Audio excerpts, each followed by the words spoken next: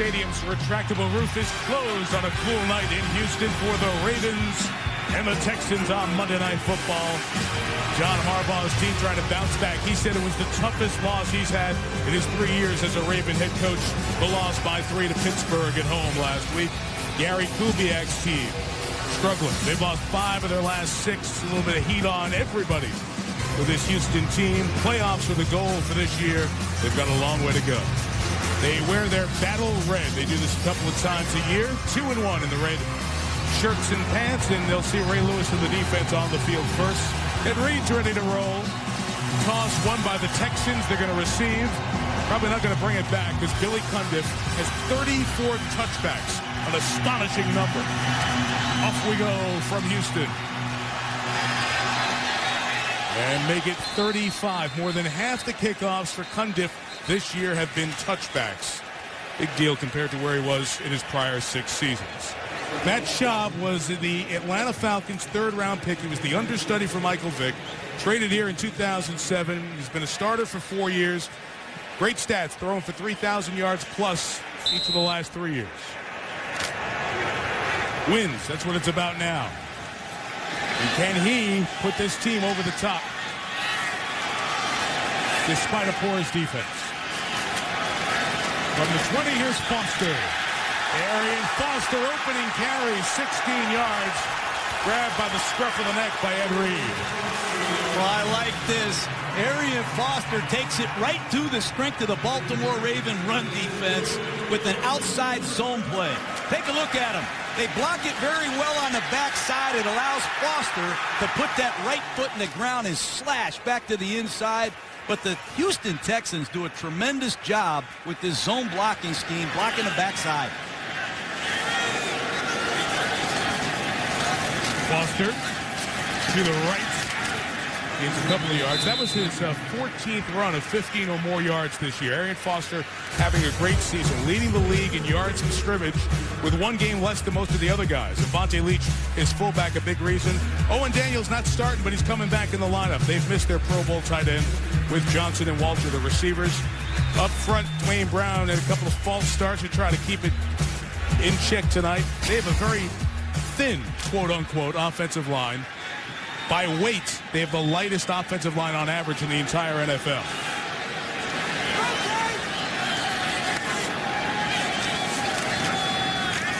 Now play action to Foster, and a shot for Andre Johnson, who's open. Broken up. Josh Wilson made a big play, or Johnson was going to go all the way. Well, this is what the Houston Texans love to do. Run the football, set up a play-action passing game, and take their shot. You'll see the play action. Maximum protection. Give the quarterback time in the pocket. Move around, buy some time.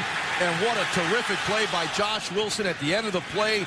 Look at him knock that ball away from Andre Johnson. They picked up Wilson before the season started. A lot of problems in the secondary with injuries, and they traded with Seattle to get the veteran Wilson in here. 3rd and 7. Ravens blitz picked up. Pass for Johnson incomplete. Ton of contact outside of 5 yards and no flag. That's a really good start for this Ravens secondary. Josh Wilson just got here from the Seattle Seahawks on September 1st. This secondary of the Ravens has had numerous injuries. Josh Wilson starting for Fabian Washington. Back-to-back plays against Andre Johnson. Great confidence builder. Ladarius Webb returns the punts. Matt Turk, age 42, kicks it.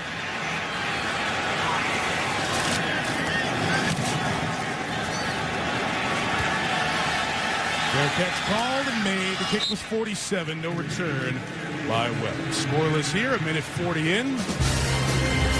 Joe Flacco and the Ravens offense on the field after this. Houston, Texas. Some of the scenes here leading up to the holiday. Scoreless in the opening quarter. The Ravens get their first shot at it on offense.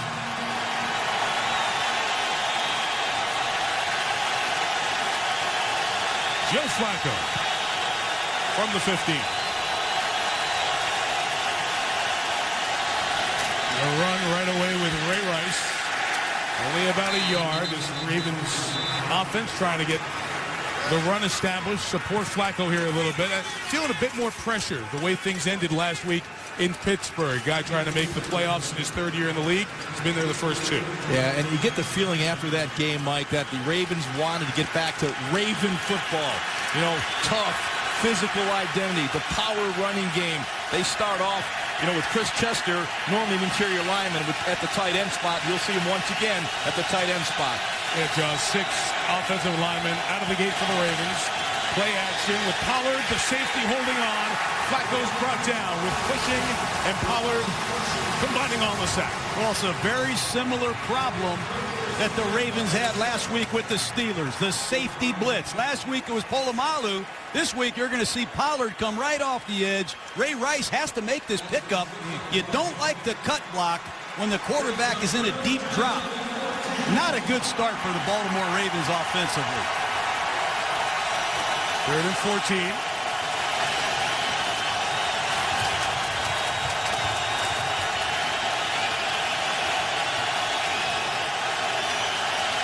Flacco throws. It's caught by Bolden, who works extra hard through a missed tackle to get the first down across the 25-yard line. Well, Mike, you said it, missed tackle. That's been the Achilles heel of this Texans defense all season long.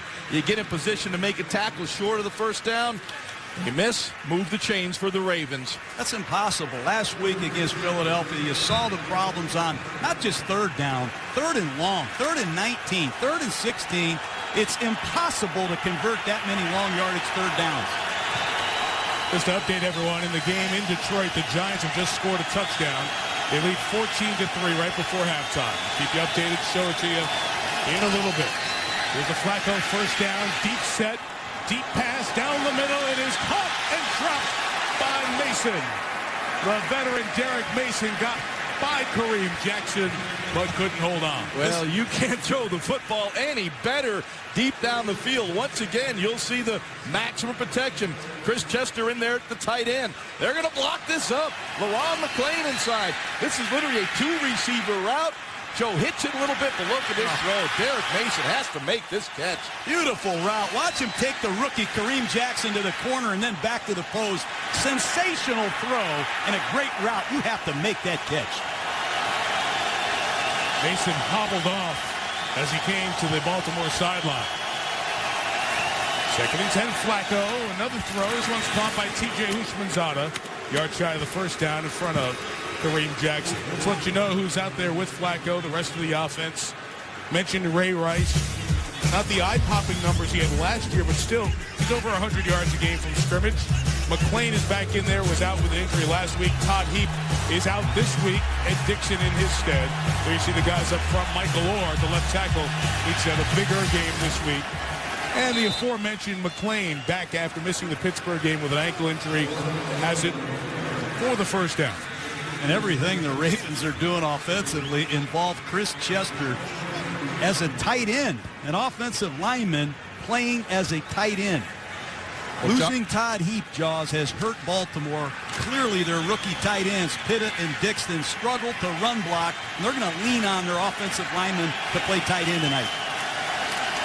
Here's Rice with a block from McClain across the 40, out to the 42-yard line. Those of you who are watching the Giants game against Minnesota, 14-3, the Giants lead. They've just gone to halftime. It's the first possession for the Ravens. Houston got a first down on their initial possession. Couldn't do much more with it. The Ravens at 8-4 off their disappointing loss to Pittsburgh. His offense has been challenged this week, and they're challenged more without Todd Heap, their Pro Bowl tight end. It's a Houston team at 5-7 trying to find their late season magic. They won their last 4 last year to get close to the playoffs. Need to do the same here tonight. Willis McGahee in the game. 2nd and 5. There's the former Miami Hurricane. A couple of yards for McGahee, and our first marker of the night. Illegal motion on the Ravens, clearly. Bill Levy, our referee. Illegal motion for anyone moving forward at the snap. 5-yard penalty, repeat second down. That's on Bolden. Now, Derek Mason dropped a big pass earlier on downfield in this drive. He was hobbling over to the sideline. Right ankle is looked at, checked out. And the 14-year veteran out of Michigan State comes back in.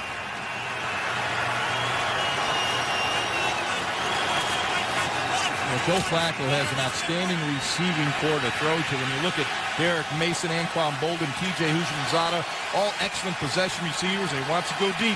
He's always got the speed of Dante Stallworth. Second and 10, a shotgun run with Rice.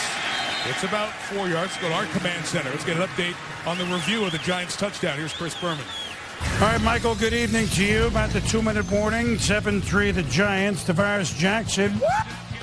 That's going to be a big loss. Then the Giants eventually take over. And then from the 6, which is seconds to go, Eli Manning to Kevin Boss. Extra points good. That's how they go to half. 14-3 the G-Men. We'll keep you updated. Thank you, Boone. We took a long look at that one, determined Boss did have possession in the end zone. Here it's 3rd and 6. It's the 4-man rush, Flacco. Broken up. Good play at the last second by Glover Quinn, one of those quarterbacks who have struggled this year. I give Glover Quinn a lot of credit. This guy's been a lightning rod. He's had a lot of plays go against him, but right here in his zone defense, he makes a good break on the ball, gets there just in time. That's a nice play, Jaws. Yeah, and he was telling us on Saturday he likes his matchup against Anquan Bolden. He showed why right there. Sam Cooks, the punter, very good pinning the opponent inside the 20.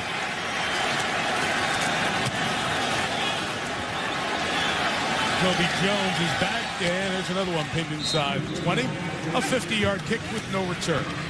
Each team's had a possession, a couple of first downs for the Ravens, one for the Texans, and no score. In 2003, he was the number 3 overall pick in the draft, Andre Johnson, and because this franchise has never made it to the playoffs, it's a little bit anonymous, the greatness and success of Andre Johnson. Truly a difference-making receiver, already targeted twice on the first 4 Texans plays and playing through a lot of pain in his right ankle. That shot goes to the area, cleared out by Johnson, incomplete for Owen Daniels, the tight end who's coming back from his own. This has been the injury that Johnson's been dealing with. Week 2 against the Redskins, that ankle was injured. Then the very next week against Dallas, it was aggravated. He missed the following game against Oakland, has played through pain, coming back and playing most of the games. And last week on a reverse against Philadelphia on Thursday night, he hurt his ankle, went back to the locker room, took a pain-killing injection or 2. He only came back in and caught 6 balls for $149. I can't understand the reverse for a guy with a bad ankle. Second down run with Foster. Arian Foster gets 5 yards to the 15. And John, you spent time on the bus this week with Andre. What a difference-making player he is. Yeah, I coach receivers too, and what people don't see is what this guy goes through to get ready to play. I mean, this is a high ankle sprain. The guy can't practice until Thursday. He takes a shot on game day. You got to see how he feels the day after the game. This guy is unbelievably tough, and there's no way he can be playing at this level with a high ankle sprain. This is a special guy.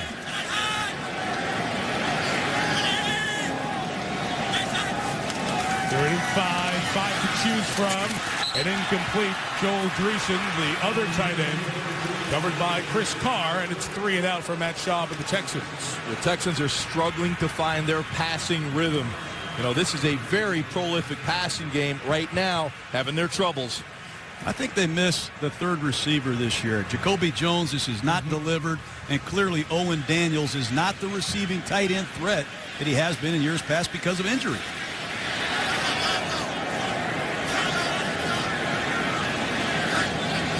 Matt Turk kicks to Ladarius Webb. On a deep kick, just 39 yards. Webb takes it, returns it 2. Well covered on teams by James Casey and Zach Dodds. Flacco and the Ravens have good field position as Andre Johnson and the Houston offense slow to start halfway through the first.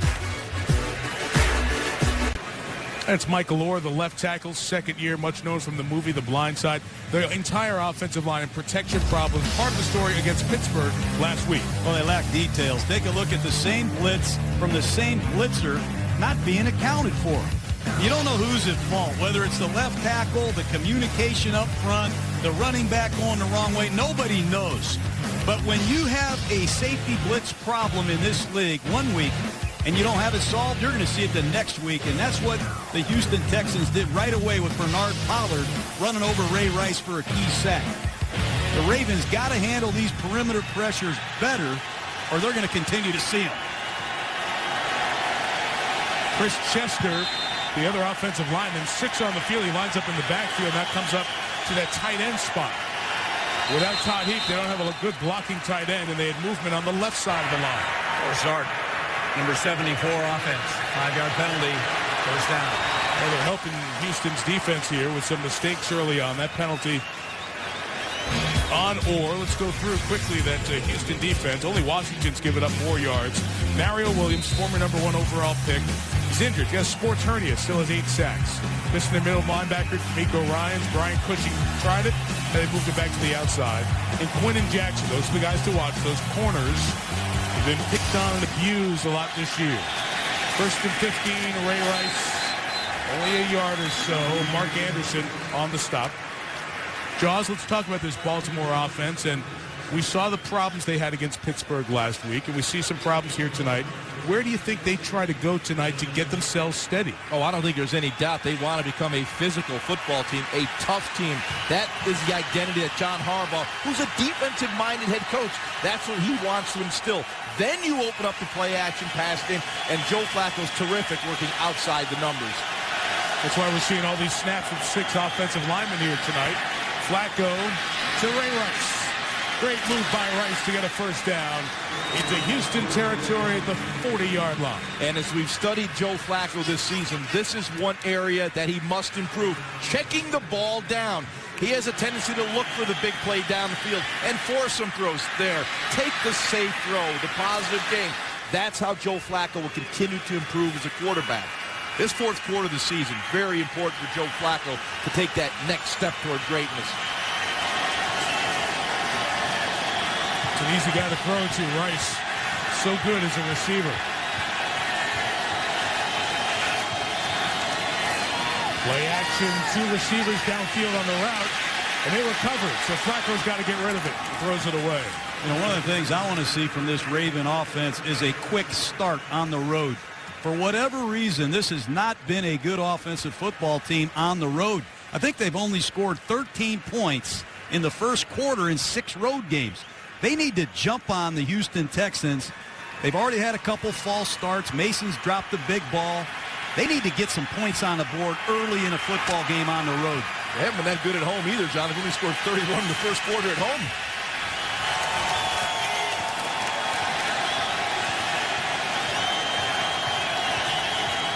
Second down, set up the screen for LeRon McClain. And McClain's got much more than a first down. He's got 17 yards before the rookie Darryl Sharpton tackles him at the 23. Well, what a play by Joe Flacco. Sean Cody, number 95, did an excellent job of reading the screen. You'll see off the play action fake. Joe's got to snap his head around. He sees Cody outside him, throws the ball away from the coverage. Good location on the throw to move the chains. Rice carries, runs over Kevin Bentley, the middle linebacker, and gains about 5 yards. Ray Rice in his 3rd year out of Rutgers. We referenced a couple of times 2009. Only Chris Johnson had more yards from scrimmage. This guy has been a high percent of the Ravens offense the last couple of seasons. I like that run right there. He just ran over the middle linebacker, Kevin Bentley.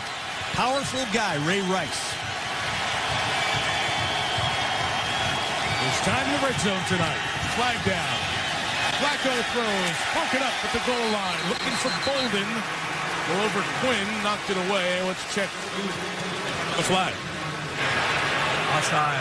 Number 56 defense lined up in the neutral zone. A 5-yard penalty results in a first down. Brian Cushing, last year's rookie defensive player of the year, suspended the first 4 games this year for violating the performance-enhancing drug policy. Once again, Glover Quinn makes a nice play on Anquan Bolden. I found it kind of interesting in our production meeting on Saturday. I mean, he really showed some great confidence about playing against Bolden. He played against him a year ago and felt good. Felt it was a good matchup for him. And so far tonight, Glover Quinn has played very well. 12 starts last year. Started out as the nickelback as a rookie. Got a rookie starting on the other side, Kareem Jackson, who they took out of Alabama.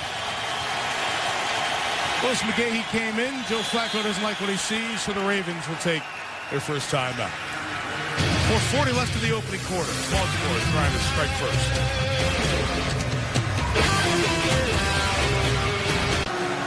41st President of the United States, George Bush, on hand here tonight, here at many Texans games, many sporting events in the Houston area as well. A great sportsman, a former baseball player during his college days. See the president here watching the Houston Texans at 5-7. Team that has been great in the last quarter of the season, the last 3 years. Only 2 losses in that final quarter. Willis McGahee still in the back, patiently looking for space. And Darryl Sharpton tackles him, so one Miami Hurricane tackles another after a short game. And a lot of teams use a different kind of back in these tight red zone areas. The last couple of years, that guy's been Willis McGahee. He's a lot stronger and bigger than I've ever seen him. Closing in at about 245, Jaws. And Cam Cameron, the offensive coordinator of the Baltimore Ravens, loves to lean on the big backs down here of the Ravens. Yeah, the other big back is LeRon McClain at 6'2", 260. Bolden, the only receiver on 2nd and 9. A couple of tight ends going toward the end zone. And nowhere close for Dennis Pitta. And a flag comes down as Brian Cushing was trying to cover him.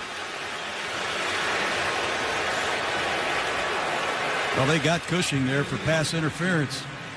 Pass interference. Number 56 defense. First down. Spot of the foul. It's been a tough year for Brian Cushing. Last year's MVP, or rookie, I should say, of the year on defense. Take a look at him one-on-one with a rookie. Pitta trailing him in coverage. Can't grab his jersey. That's another big penalty against this young Texan defense. Grab is what they called. And it's 1st and goal at the 1. McGahee stop. Good penetration led by Zach Dials and Antonio Smith.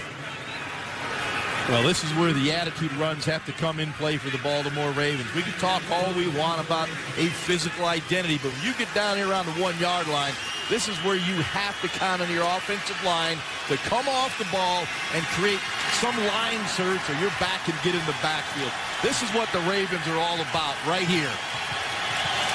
Well, every offensive line active tonight is it. 7 offensive linemen for the Ravens. Paving the way from McGahee. A pounding run at the goal line. And a touchdown. Pounding, that's a good word for it, Mike. They had the biggest army of Ravens you'll ever see. Take a look at it from the end zone. Just a reverse pivot. And there's that big back McGahee one-on-one in the hole with Troy Nolan. And McGahee's going to win that every time. Yeah, no match for Nolan at 200 pounds. And as John just said, McGahee with a full steam start at 245, he's going to win.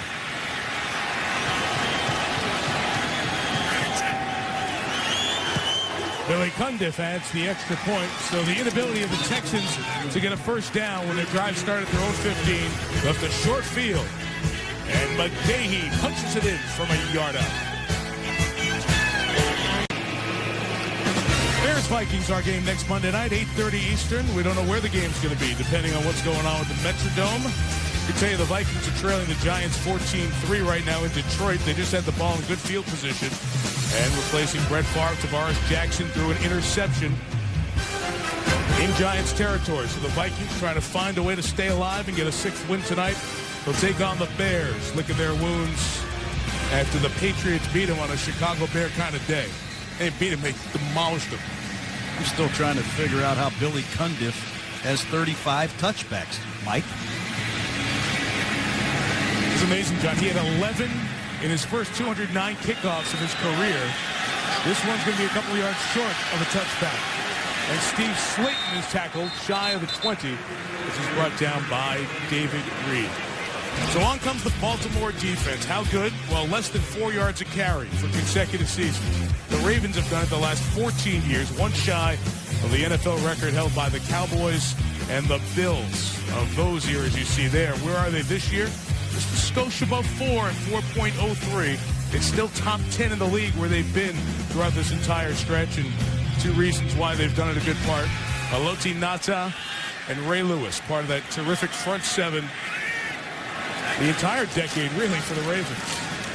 Darian Foster on cue gains about 4 yards. A hair more on that carry. So that front 7 we talked about. You got Nata, who gets all the attention, but Kelly Gregg does a good job on the point at the nose, controlling things. Redding also up front, who came over from Seattle. With Lewis in the linebacking core, the sack guy, Terrell Suggs, leads this team with 9. And in the secondary, what are they going to do back there with Chris Carr and Josh Wilson at corner spot? The weakness, Ed Reed, coming back off of his injury, missed the first 6. He's played 6 and he has 4 interceptions. That job dropped by his tight end Owen Daniels, and Schaub, who usually completes it at a high percentage, is 0 for 5 to start tonight. And it's been some outstanding defensive plays and a couple drop balls already early in the game, and Shaw puts this one right on the hands of Owen Daniels. Got to make this grab.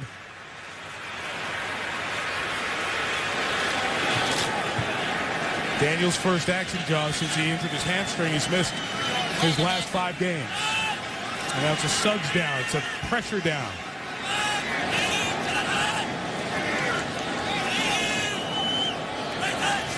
Here he comes on 3rd and 6. Jobs is caught for the first down. David Anderson taking it across the 30 and to the 34.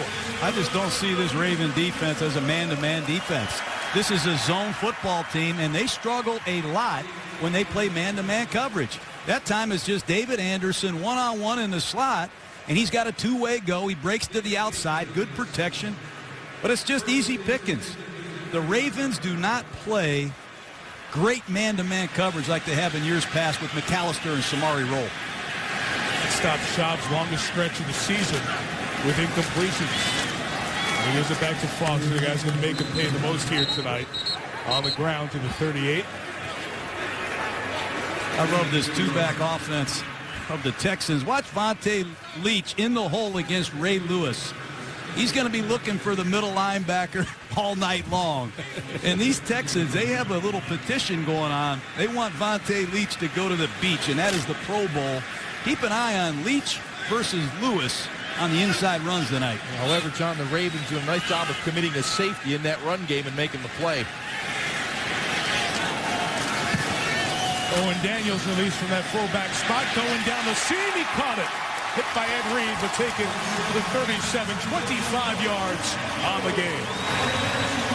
Well, it's all about matchups in the passing game. When you get the opportunity for a talented tight end like Dreesen, number 81, coming out of the backfield, getting a matchup on T-Sizzle, Terrell Suggs, he's going to win that matchup. Nice little lane to drop the ball in there for Matt Schaub. That's a terrific throw. Love the play design. Got Daniels coming out the backfield. Suggs just can't catch up to him.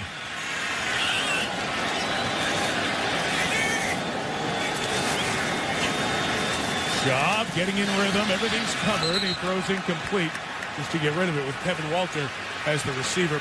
Jaws mentioned play design. There was Daniels coming out of that fullback spot. That's something you like, John, about Gary Kubiak. I like Gary Kubiak a lot. I mean, it's no coincidence. They have the #1 rusher in all of football in Arian Foster, and they have a great passing game. It's a top 5 to 10 offense every year because of their balance, and they are struggling, though, right now finding Andre Johnson. Keep an eye on number 80. They move him all over the place. Up at the top of the screen now for 2nd and 10. Foster, there's one of those patented cutbacks that we see out of Foster in this Houston run offense. It's a lot like the Denver offense, which is, of course, where Kubiak was before becoming the head coach here. This guy's a piece of work, Mike. Yeah. I mean, we sat with him. Forget about all the numbers. I mean, go ahead, Jaws. Yeah, he was talking about Eastern philosophy and all this stuff. And I know, John, you were totally confused. I'm impressed with this guy. He can run and catch and block, and he's just getting started.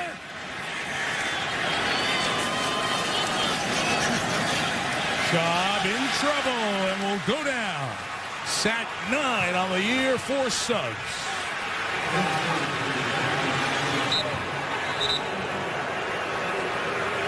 First quarter comes to end. It'll be 3rd and long for Schaub and the Texans offense. After the Defensive Player of the Month of November, Suggs makes the play. Yeah, they have not looked very good, Chris. Under 100 total yards for the Vikings so far against the Giants. Late 3rd there. It's 4th down. Neil Rackers is on. He's made his last 12 field goals. Now, this is going to be a 52-yarder.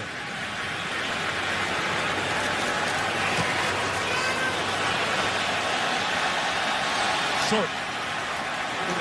And no good, so the Ravens will get good field position after the miss from Rackers. He had made a 53-yarder earlier this year at Indianapolis, and again, we're indoors tonight with the roof closed, but unable to get it there. The Ravens back on offense, and they upgraded their wide receiver position big time. 3 600-plus receptions in their careers from Mason, Bolden, Houshmandzadeh. Only team that had 3 wide receivers to have that level of catches. 500 or 600 now for the career of each individual. Giving weapons to Flacco. Getting it to Ray Rice around Cushing for a gain of a couple of yards. And, John, it's all great. Sounds really good. I give you a bunch of weapons. Go get them. But it's a little difficult. You know that. You had veteran receivers. They all want the ball. Yeah, how's it to be the young quarterback when you got all these receivers saying, hey, give me the ball. Now. Give me the ball. It's tough on these guys. I mean, the quarterback has got to do what's right. He's got to throw the ball to the open receiver, use his checkdowns, all these things. But these receivers sometimes can dominate the conversations, man. And it puts a lot of pressure on a young quarterback to deal with the personalities of some of these great receivers. Ray Rice for the run. Shy of midfield. Jaws, there was a situation against the Panthers a couple of weeks ago. Derek Mason was asking for the ball a lot. He and Joe Flacco with a little sideline dust-up, and Flacco grabbed Mason by the face mask. I love it. I mean, Joe Flacco taking charge of this offense. Joe's a pretty big fella at 6'6", 238 pounds. And, these wide receivers, for the most part, they're a bunch of divas. They want the football. The quarterback has to throw the ball where the defense dictates he throws the ball, or else you're going to get in trouble by 14. In these short yardage 3rd down situations, Flacco loves to isolate Mason. He's at the top of the screen. On 3rd and 3, looking that way, going that way. Good call, Drew. 1st down to the 45-yard line. Jason Allen had the cover. Well, that's the key to running the football and staying ahead in the down and distance. When you get into 3rd down and 1 to 3s, you get a lot of single coverage for Derek Mason. It's a fly stop, and the ball's thrown perfectly. And Joe Flacco loves throwing the ball to Derek Mason. He's been his go-to guy now for 3 years. That's impressive. And he also loves working outside the numbers. Big, strong arm. Can really stroke that ball to the outside. Willis McGahee in the back. Gets about 4 yards. John, you had Jerry Rice, Andre Rison, and Tim Brown when you were in Oakland, 3 veteran receivers. How conscious were you of how the balls got distributed in play calling? I went up to Tim Brown and Andre Rison, and I said, no offense, guys, but I'm confused. I'm going to throw it to Jerry Rice. He's the best of all time. You guys are great. I love coaching those kind of guys, and I think that's the key to the Baltimore Ravens down the stretch, leaning on these go-to playmakers in big games. That's a good problem to have, Mike. Flacco, incomplete over the head of Houshmandzadeh, covered by Jason Allen. Mike, I like the fact that now the league keeps this target statistic. At the end of every game, the receiver that was targeted, it's now a stat that you have, and quarterbacks love to look at that and see who's getting the football. Here, you'll see Houshmandzadeh being held up by Jason Allen. Jason Allen all over him, and what is pass interference? What is that?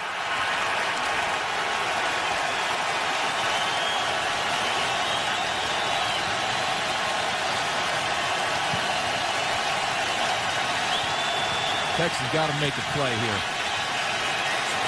Flacco on 3rd and 6. Too tall from Mason. And incomplete. And that was very important for a Houston defense that gives up 27 points a game. One of the poorest in the league. I mean, you can almost bank on it when you watch this Raven offense. When it's single safety, bump and run, man-to-man, it's Flacco to Mason. That time the ball's delivered a little bit high. Would have been a great catch. I expect Flacco to hit that into the short side. Joe was under pressure, John. Had to kind of get rid of it a little bit sooner than he wanted to. Protecting my quarterback. Sam Cook will try to kill it inside the 10. Wow, wonderful. That's when you drop the ball straight down as a punter. You get it turning end over end like a kickoff, and then it bounces in your favor. Out of the 4. Cook gets the job done. It's a long field for the struggling Texans. By population, America's 4th largest city, Houston, Texas. Texans trailing the Ravens 7-0, and again a long field for Houston, starting at its own 4-yard line.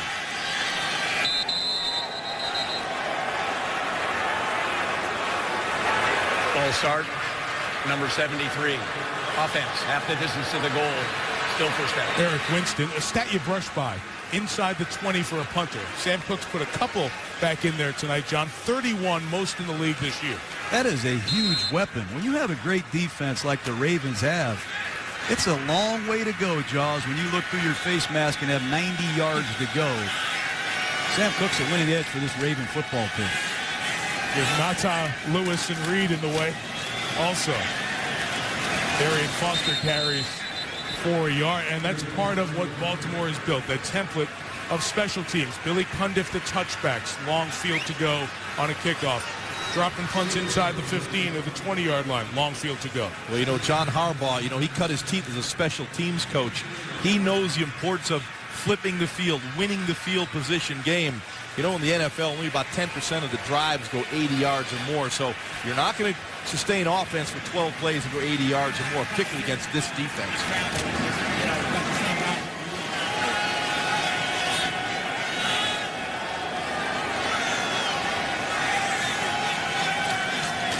Second and 11 from his own end zone. Schaub has to get rid of it. Behind Daniels, made a brilliant catch. To the 34, tackled by Ed Reed. That had potential disaster all over it. Instead, gain of 31. Well, Matt Schaub does a magnificent job staying alive in the pocket, but what a catch by Owen Daniels. Schaub does a terrific job of moving, buying a little time so the pressure couldn't get to him, and McClain gets beat on the play. Thought he was going to get an interception, ends up with a long completion. Boy, if they get Owen Daniels back, this is a totally different animal, this Texan offense. Biggest game of a season truncated by injury for Daniels. With Foster running left. A little less than 2 yards. Speaking of Owen Daniels, how about this catch? It's a great job by Schaub under duress. Dwayne Brown is struggling with Suggs off that left side. He just puts it up and lets Owen Daniels have a chance. But a one-handed tip to yourself. That is sweet, Jaws. You're right. Owen Daniels back. Great season in 08, 70 receptions. Got a problem with the huddle there. Did you have too many guys or just enough guys? Well, just enough. They have 11. They got scared there for a second that they had substitution infraction. Foster pinballs off of Lewis to DeJuan Landry, shy of the 40. Third and about 4 or 5 coming up. Running the football against this Raven defense. You can probably hear it at home. That Haloti Ngata, number 92. Power, athletic ability, football intelligence. His desire and his stamina for a big man is rare, although you see him going off to finally get a drink.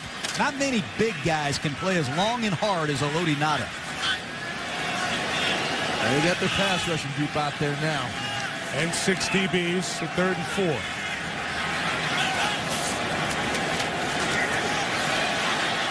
Schaub is sacked. Cody Redding. What you know about his 3rd sack. He is a Houstonian, so returns home. Well, the backside, Tavares Gooden coming from the left, and Corey Redding coming from the right. You'll see Gooden right here on Arian Foster. Just blows him up, back into Schaub, forces Schaub to move outside the pocket, and Corey Redding is waiting for him. Oh, and you can't step up. You're in trouble.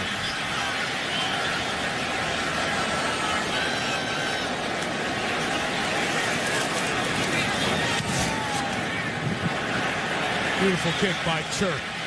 53 yards. Webb from the 20.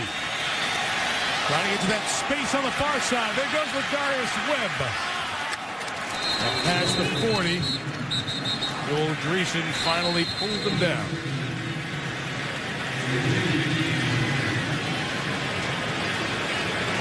We have an official with a hat off and a flag, I believe, on that far sideline.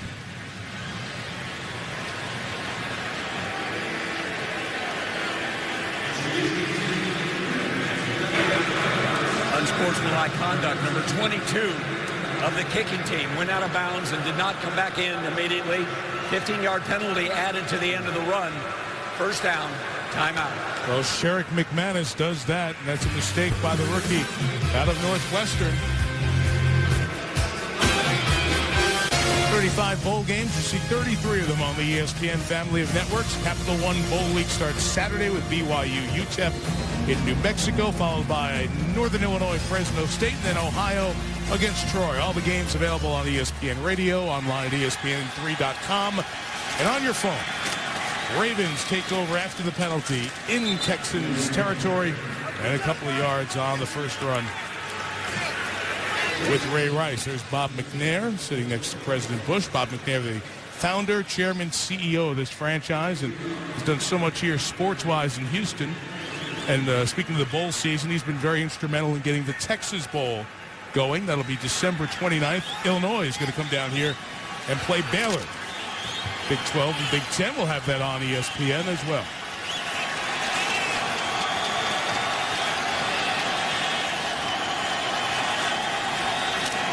After the gain of one, another run from Rice, and a lot of space this time. Ray Rice takes it to the 28-yard line. This is one of my favorite draw plays. It's an old school draw play. Watch the left tackle set and then release down the field as they lure the defensive end up the field. This is a beautiful play by the Baltimore Ravens, expecting a pass rush from the Texans. Good play call by Cam Cameron. Good execution by their young left tackle, Michael Orr. The old lag draw, John. Effective once again.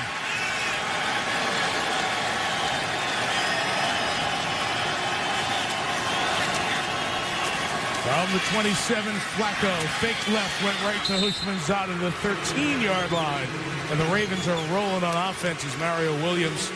There's a lot of watching here with this Houston defense. Well, he's out there now, and I don't understand what they're doing a little bit here in Houston. That time they played a 34 defense, and he's playing outside linebacker, dropping into the curl area. He's clearly not himself. He's got a sports hernia. He's played all year with it. He's having a hard time changing directions. He's going to fight through it, but it's been a struggle. The tackles thus far tonight, Rice. Williams going toward the pile to help make the stop. That's the #1 overall pick from the draft, of course, 5 years ago, and he has been dependable, starting every game, but Gary Kubiak telling us the pain he has gone through. And this week, atypical week, because they played on Thursday night, but the normal week has been Mario Williams maybe for one practice in the week because of that sports hernia. And Mike, he's been a warrior. There's no question. John and I were talking earlier in the week, looking at the tape of Mario Williams. Not the same player he was when he's healthy. As we saw a moment ago in the two-point stance, dropping into coverage, he's got much more agility than he just showed us. McGahee's the back. Flacco fakes it to him. Running away and throws, held on to by LaRon McClain for 2 yards. Well, another big third down for this Texans defense with 6 minutes in the second quarter. With this Texans defense, they've lost their identity. They're missing their captain, middle linebacker, D'Amico Ryans. We all know Brian Cushing was suspended for the first 4 games. They've had a lot of issues. Dunter Robinson, a star corner, was let go in free agency. Their young secondary has not stepped up. And I think Mario needs some help up front. Guys like Amobi Okoye. Time is running out, Jaws. Some of these young Texan defensive linemen got to step up and help the big fella from NC State. And they got to help those corners with some pass rush pressure, but you're not going to get it here on your 4-man rush. Flacco throws, caught by Mason. Yeah, they say he held on, had possession, inbounds for a touchdown. Tight play with a lot of contact at the back line. Well, you'll see it right here. Mason goes up. He's bobbling the ball. What a catch. Looks like he has it. Derek Mason, and what a throw by Flacco. Puts it the only place Derek Mason can get two hands on it. Maintains possession through the catch. Great job. To get to the point where you establish possession right there and you get left foot, right foot down before the knee hits the white. That's the correct call. And very well called at full speed by the official on the back line. And it's 14-0 as Cundiff adds the extra point. Flacco with the touchdown pass, the 5th of the year. Hauled in by Derek Mason. At age 36, each roll. Again, field position. The field is shortened. Nice punt return, the mistake on the penalty. And they convert the third down play. Flacco to Mason for the touchdown. 14-0 Baltimore here. Meantime, the Giants have just scored an Ahmad Bradshaw run of about 48 yards to put the Giants up 20-3, pending the extra point in Detroit against the Vikings.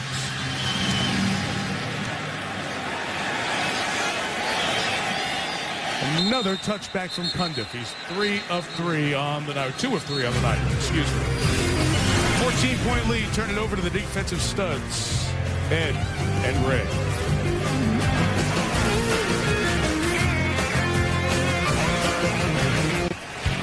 And earlier, Chris, Brandon Jacobs had a 73-yard run for the Giants, so Minnesota's run defense porous thus far. Schaub on first down, throws to Arian Foster, who caught it and lost it, and it's ruled incomplete on the field. Take a look at the touchdown just seconds ago. Nice design. No back set, 3 receivers this way, and Flacco does a nice job looking off Kevin Bentley, and Mason just runs right across Troy Nolan's face. But a real good job by Flacco looking left, and a heck of a catch by Derek Mason. That's the one thing about Flacco in these third down, tight red zone areas. He can hum it, and he's got some guys who can go get it. Critical in that red zone, Johnny said it. That quarterback that could stick it in. Off the incompletion, 2nd and 10. Screen is knocked down by Nata. With athletic play by the 350-pounder. And the fans in Houston are unhappy. That's a good name for this guy. Nata today. Haloti Ngata. You'll see number 92 right there. He does an outstanding job because this screen is set up nicely. There's some room to the outside. A good defensive lineman. They can smell a screen. They can hear a screen. Ngata's one of those guys. 3rd and 10. Schaub downfield to Jones. Incomplete. Well covered step for step by Webb. It is 3 and out. And Matt Schaub, who completes passes normally at a very high rate, usually 2 out of every 3. 3 of 12 here tonight. And this crowd, you can hear it. But he throws the ball up. Give the Ravens secondary credit. We've seen Josh Wilson tonight make plays down the field. That time Ladarius Webb. And the Ravens have a chance to knock the Texans out with this upcoming drive. Bad turf kicks to Webb again. On a fair catch after the 47-yard punt. And the Ravens will take over right around the 33. We're talking about the quarterbacks, Joe Flacco and Matt Schaub, both challenged by their coaches here this week. Take us a little bit higher in this final quarter of the season. Flacco's been good tonight, and Schaub in this offense struggling mightily, Jaws. Well, there's no question. Good quarterbacking will take you to the playoffs. Great quarterbacking takes you to the Super Bowl. And that's what I know the Ravens are looking for out of Joe Flacco. He has been rock solid as an NFL quarterback. But there comes a time when you just got to take your team and say, follow me, guys. We're going to the Super Bowl. That's where Flacco is right now. He's got to make it happen. Trying to set up the screen for Rice. 37-yard line. Earl Mitchell tackle. And Joe Flacco, once again, a very solid evening so far. In the pocket, you can just see the arm. I mean, he can stroke this ball. Joe's got good vision downfield. Take the check down. I love when you don't have it down the field. Dump it off. Get a completion. Get a positive play. Outside the numbers, I don't know if anyone throws the ball any better than Joe Flacco. Wow. And you can see right there, outstanding anticipation. Hitting Mason for the touchdown against tight coverage on the inside. Rice carry, nowhere to go. Tim Jamison, second year out of Michigan, made the play. One of the things with this Raven offense at times, they have these one-back draw plays called, and they're outnumbered. And because of that, they have no chance. And you hear the coaches talking about guys in the box, numbers in the box. Usually in a one-back run, if there's 7 in the box, you're outnumbered. Throw the football, especially when you have Mason, Bolden, Hushmanzada out there in one-on-one coverage. Another big third down for this Texan defense.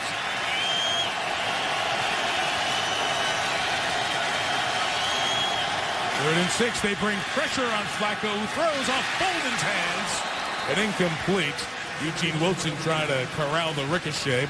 It was the veteran Antonio Smith who brought the pressure and forces the punt. There was pressure, but Flacco hung in the pocket. He delivered a strike to Bolden.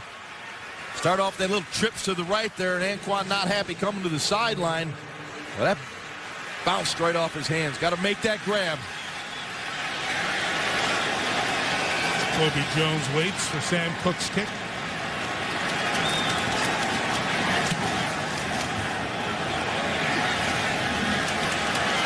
.51 yards from the 12.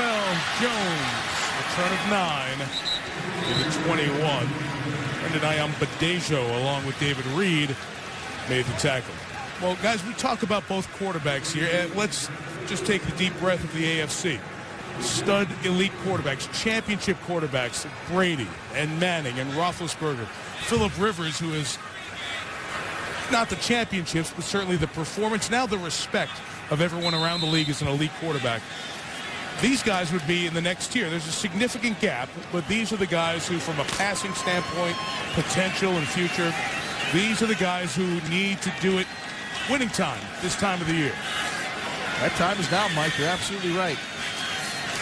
The 21, Schaub gives to Foster. Ray Lewis tackles him after the gain of 8. So where is Schaub in that AFC quarterback progression? I think when you look at Schaub offensively, he's got a lot of weapons. It's a well-constructed offense under Gary Kubiak with outstanding balance. Their problem is their defense. It just isn't good enough right now. I think when Schaub gets all the components of the team around him, he'll be very successful in regards to winning and losing. Like this tempo change, no huddle. Foster's going to get the first down across the 31.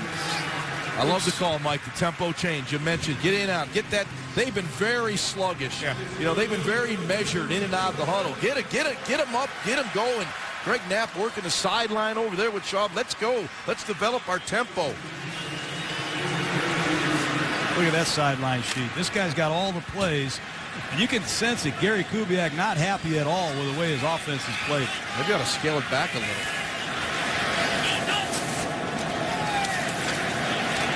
32, Schaub off the hands of Daniels, intercepted by Carr. Chris Carr tackled by Dwayne Brown at the 38. And it's not really the fault necessarily of the quarterback, but it is another turnover.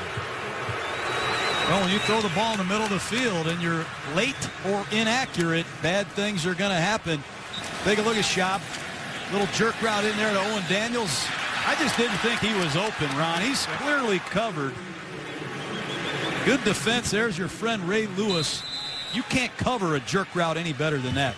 And a jerk route is where the tight end hooks, faces the quarterback, and then jerks his body east or west away from the defender. Ray Lewis owned that coverage. Yeah, and a lot of times that route makes a defender look like a jerk. Not that time.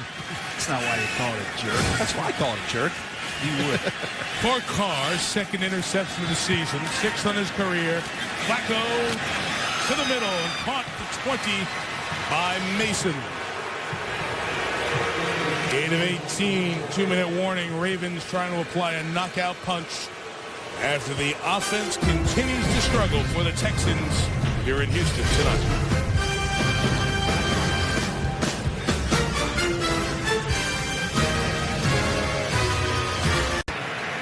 Matt Schaub and the Houston offense is frustrated. They have been stopped cold here by the Ravens D. Only 5 first downs, and Baltimore with a great chance to extend the lead. Swing to Rice. Pushing, couldn't get to him. Rice couldn't get back to the line of scrimmage. Let's go a play ago. Watch a beautiful play action pass. Guard's going to pull up in the hole. They're going to fool Cushing. And watch this beautiful fake as Flacco pulls up, and Derek Mason is wide open in the middle of that Texans secondary. play action pass, hard to be right. They fooled Cushing good there. Yeah, Cam Cameron, the offensive coordinator, beautiful design on that play. You could just see that window open up for the throw down the field. Houston took the timeout. We remind you, Toyota halftime show coming up with Chris Berman. It's the end of 3 in Detroit. The Giants lead the Vikings 21-3. Chris will have the highlights. The fastest 3 minutes dedicated to Brett Favre, whose consecutive game streak came to an end tonight as he was inactive. And we'll talk big picture league. Teams in trouble like the Pack, the Chiefs, and the Jets, all coming up on the Toyota halftime show. Tavares Jackson is 12 of 21 for 98 yards through 3 quarters as the Giants are dominating that game.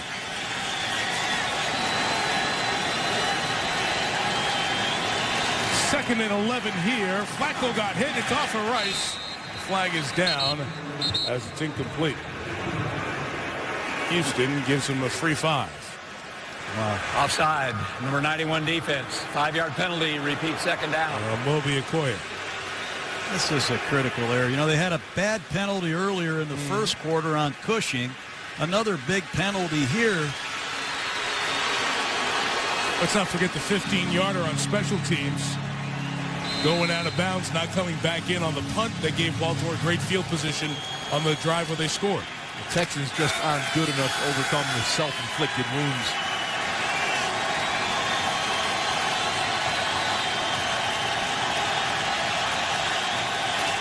From the 16, Flacco hit by Pollard. The ball is out.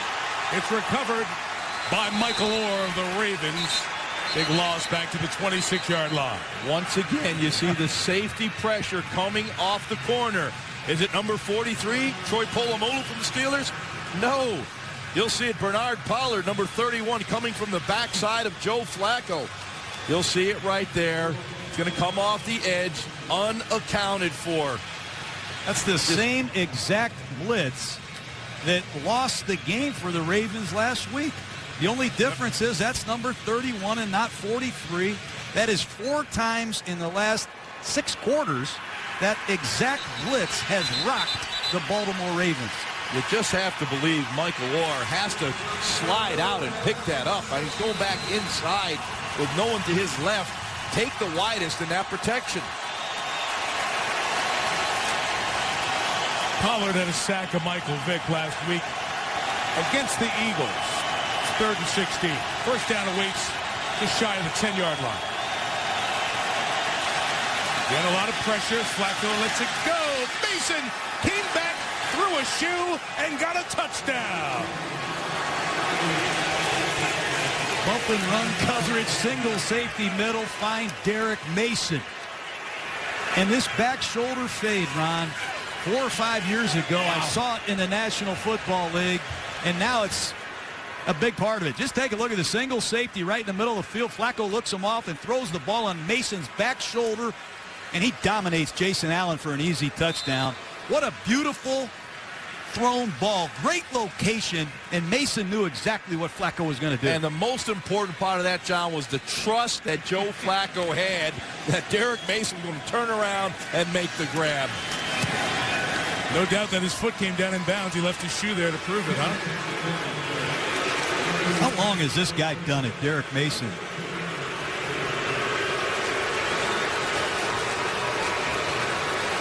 You sit in the room with Joe Flacco, and we said, hey, bump and run, man-to-man, you got Bolden, you got Usman Zada, and you got Mason. Who you going to go to?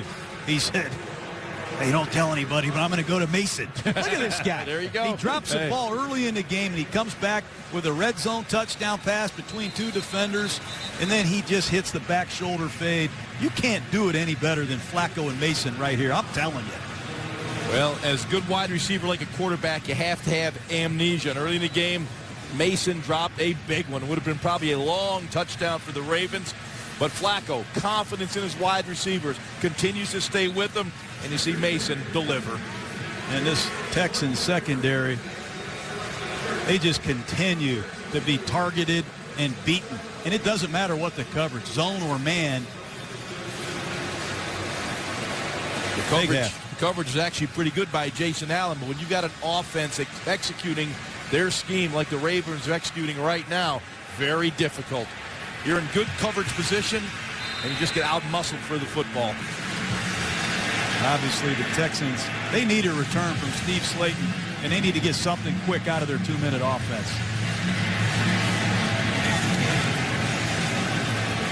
Cundiff's kick provides no return. Touchback, 3 out of 4 here for Cundiff. On the evening, our aerial coverage tonight from Reliance Stadium in Houston is brought to you by DirecTV.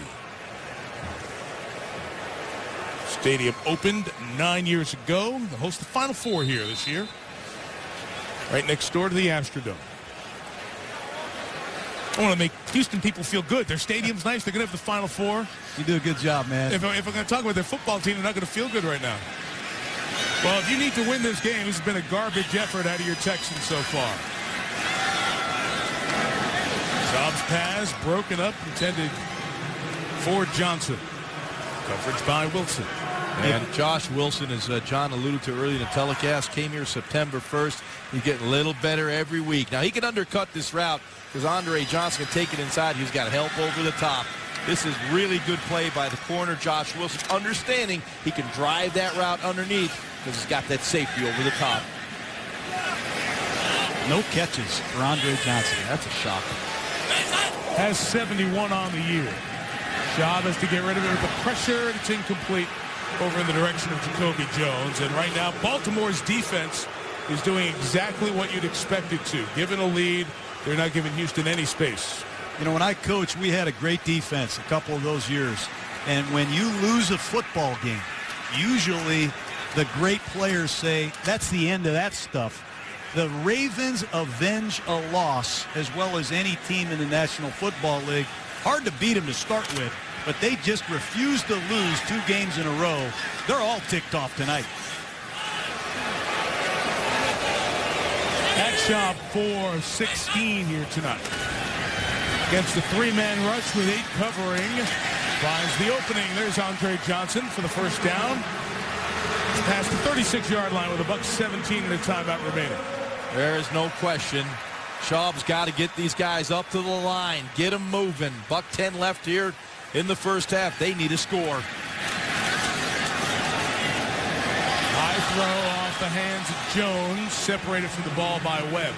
Well, this has been Jacoby Jones' problem all season long. He has not been consistent. You get in these situations, coverage is going to be tight. You're going to get hit. You've got to find a way. When you get your skin on that leather, you got to make the catch. One of the things that's tough throwing the ball against his Raven defense is defensive coordinator Greg Madison dials up a lot of 3-man rushes. And a lot of the times there are 8 Raven defenders on that back end. There's just no windows to throw the ball. And you look at those DBs, back it up, 2nd and 10. Schaub finds the seam there. No, and Daniels dropped the ball. They're dropping way too many balls, and the Texans deserve to be booed, and they deserve to be behind 21-0. You're in the 2-minute drill. Jacoby Jones drops the ball. It's a nice outside break, then back to the post. Ball's thrown perfectly for a big gain. And I know Owens had a lot of problems with that hamstring. But when you get a chance to make a big play like that, that's got to be routine. Yeah, that's the 5th drop of the first half right now for the Texans.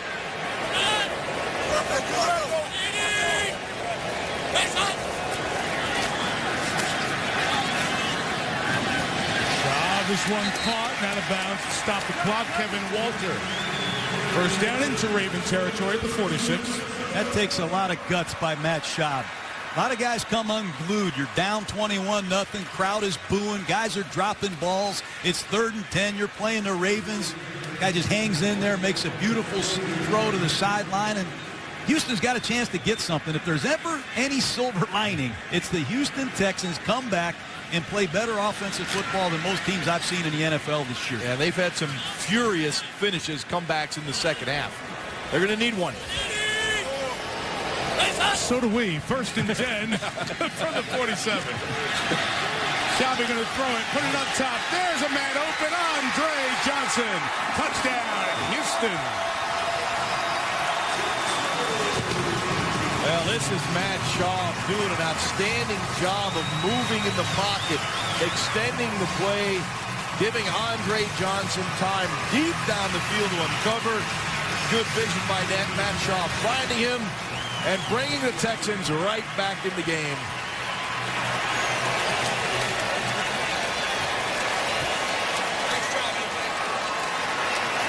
Ed Reed cannot believe it. I don't know if he misjudged it, but that rarely happens. In less than a minute, they went 80 yards. And Neil Rackers makes it 21-7, gets Houston back in the game. 46 yards on the touchdown score. Yeah, Matt Shaw in the pocket right here. You'll see the pressure coming. Four-man rush from the Ravens. He moves out. Now this buys time. That allows Andre Johnson to get behind Ed Reed. You'll see Andre right here. He's got the coverage from Josh Wilson. He leaves him go. He's got help over the top. But it's a two-deep zone. And when Schaub pushed up, Reed took off to go get Schaub, and he didn't realize that Andre got a clean release on the outside. That's poor two-deep coverage by this Ravens secondary, and you rarely see that from the great Ed Reed. That is a huge play for the Houston Texans to crawl back in this football game. Yeah, and Andre Johnson had been primarily invisible in this first half. A couple big plays on this drive, but making that catch right there, that's going to give a little life to that locker room at halftime. I feel like I'm at the U. I mean, didn't those two guys, they were on the same team in 2001 of the Miami Hurricanes. I will go to my grave saying that is the greatest college football team I have ever seen. 2001, Jaws. Ed Reed, Andre Johnson. You saw McGahee earlier. I could go on and on. You're not going to get much of an argument. 17 first-round draft choices. I mean, Winslow, Shockey, Clinton Portis. That team might have won the NFC West. I'm glad they weren't on our schedule when I coached those 2001 Hurricanes. Good to see you're up to date on your Miami history. Yeah. David Reed, the kickoff from the 4, and he's brought down as he came across the 25 and tackled by James Casey. Here's the team you mentioned, John, national championship team, 2001. They blew out everybody, won their games by an average of 33, beat Nebraska by 23 for the title out in the Rose Bowl. And the two you just talked about, Ed Reed and Andre Johnson on that team. Astonishing numbers. 38 of the 89 players on that team taken in the NFL draft. 17 of them taken in the first round, including Reed, Johnson, Willis McGahee right there. I know, and I didn't get any of them, and that's why I'm out of coaching. I wish I could have got a few of those guys. Yeah, we know Al Golden down there now. He's hoping to recruit some guys like that. Al Golden was the Temple coach and was named yesterday as the new head coach at Miami. Flacco with 35 seconds and 2 timeouts. Gets it to Ray Rice to the 34, spilled by Kareem Jackson in the corner. Ravens not using either one of those timeouts. That's a good call early in this type of possession. I wouldn't be surprised if they run a draw play and go to the locker room here. They get the ball to start the third quarter. Flacco taking the sideline shot for Dante Stallworth, incomplete. The headline of this half, the touchdowns to Derek Mason, 2 of them. He had a 3-touchdown game in this stadium back in 2003, and he now has 7 touchdowns in his career against the Texans. So Derek Mason for Baltimore, the big offensive story here in the first half. And you see it's the first time he's had a multi-TD game since coming over from Tennessee. Probably could have had a third, Mike. He dropped one early in the game. That would have been a long one for him. But the Reed mistake there helping to give the Texans a sign of life. Flacco throws to Rice. The clock runs out on Baltimore, and that was a very laissez-faire approach to the end of the half. Baltimore gets the ball to start the third. It's 21-7 Ravens. Very busy Toyota halftime show. Be better to handle it than just Schramm. Here's Chris Berman. Monday Night Football, where the powerful must prove themselves. The Ravens return to form. Matt Shaw was a marked man. Can Houston rally, or will Baltimore triumph? The Baltimore Ravens versus the Houston Texans on Monday Night Football. Ravens get the ball to start the third quarter here at Reliance Stadium in Houston. 21-7 Baltimore trying to stay within a game of Pittsburgh in the AFC North with John Gruden, Ron Jaworski, Mike Tirico. They're also trying to catch the Jets in that wild card chase. With a head-to-head win, Baltimore would become the team in the 5 seed for the moment. What'd you see in that first half as a Houston team struggled but finally got on the board toward the end? Well, first of all, they've got to catch the ball better. They've dropped 5 footballs, and when you're behind, that becomes critical. They've had some key penalties in the red zone. The Raven kicking game has been outstanding. They've knocked the Texans back in their own field position. Well, you know, the touchdown they got before the half, the Texans, that has to motivate them. When they can win the locker room now at halftime, they got something to build upon. And I'm sure Gary Kubiak is saying, hey, the Ravens have given up 90 points in the fourth quarter of the season. Keep plugging away. We got a shot. It's a very important game for Houston at 5-7. Not mathematically out of the mix after tonight, but you start looking at the schedule. They've got winnable games, but a very long road with Jacksonville and Indianapolis ahead of them in the AFC South. Neil Racker's kick starts the third. From 3 yards deep to be taken out by David Reed. It's into the 25, but keeps going. Has the 40, and Reed down the sideline on a missed tackle will go all the way for a touchdown. 103 yards. I thought James Casey had him done and down. What a great return. And once again, missed tackles haunt the Houston Texans. You got to give Reed a lot of credit. He takes it from 5 yards deep, busts it to the outside, breaks 1, 2, 3 tackles, and gets restarted, breaks another tackle, and the Texans lose contain, and David Reed is gone. John, that was just an outstanding individual effort. 3 tacklers right there. He should be on the ground. He battles, he scratches, he fights. Another missed tackle there. 4 missed tackles. Extra point is good, nearly blocked. It was Troy Nolan, Kevin Walter, and James Casey who had their opportunity but could not get David Reed.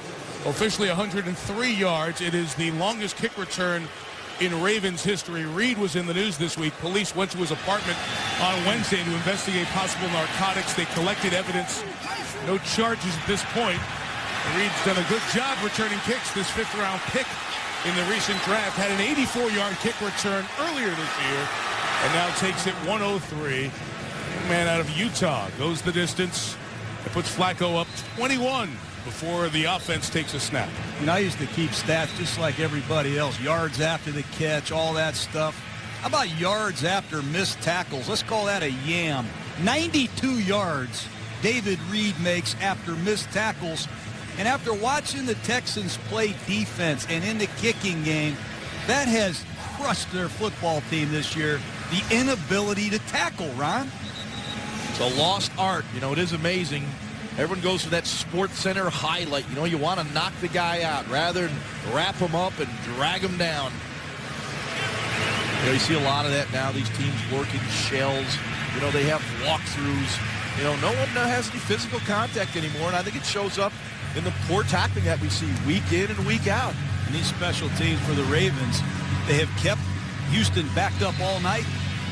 And this guy Cundiff was a big reason why.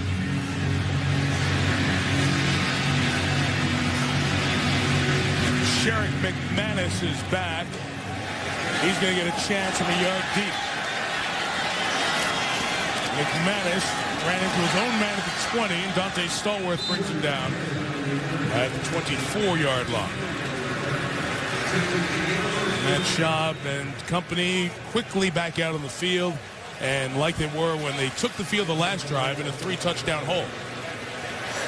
Very uncharacteristic night for Matt Schaub. 7 of 21. He's always been a very accurate passer. He's certainly thrown the ball accurate a number of times. Had 5 drops in that first half, which has really hurt him. But he's got to rally his team now.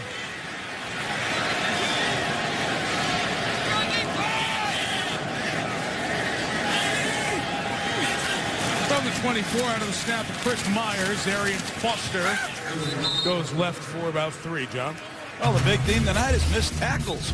We're not making this up. Here's Ray Rice on a simple check down.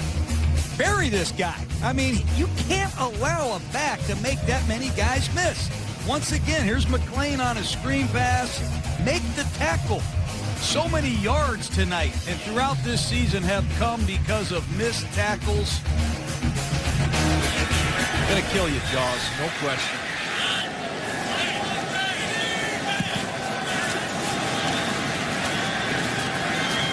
Good time for Schaub. And this one caught by Daniels. Owen gets the first down, 38-yard line. Well, that was the key, Mike. You said it. Time in the pocket. Schaub was able to look deep. Nothing opened up. He comes back inside to Owen Daniels. You'll see off the play action fake. That too deep shell. He's looking. Not there. Don't wait. Get the ball out of your hands. Move the chains. That's efficient quarterbacking from Matt Schaub.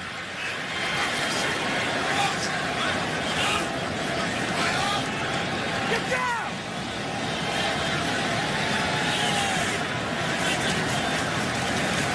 Arian Foster carried 12 on the night.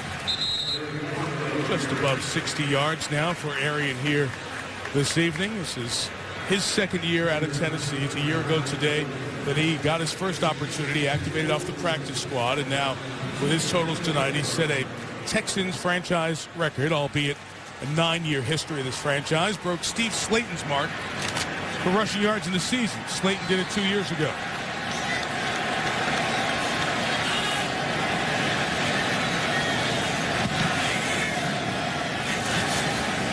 Shy of the 44. Suggs chases. Schaub got rid of it for Daniels. It's only a gain of a yard and a half. Well, it's Terrell Suggs. You call him T-Sizzle. I can see why. Watch this guy get off the ball. Terrell Suggs, he's like a racehorse. And it's a good thing Matt Schaub had eyes in the back of his head. Suggs has got a beat on Matt Schaub's snap count. I might send in, hey, use a hard count right here. John, I was thinking the same thing. They're getting off the ball right now. They got to change the cadence.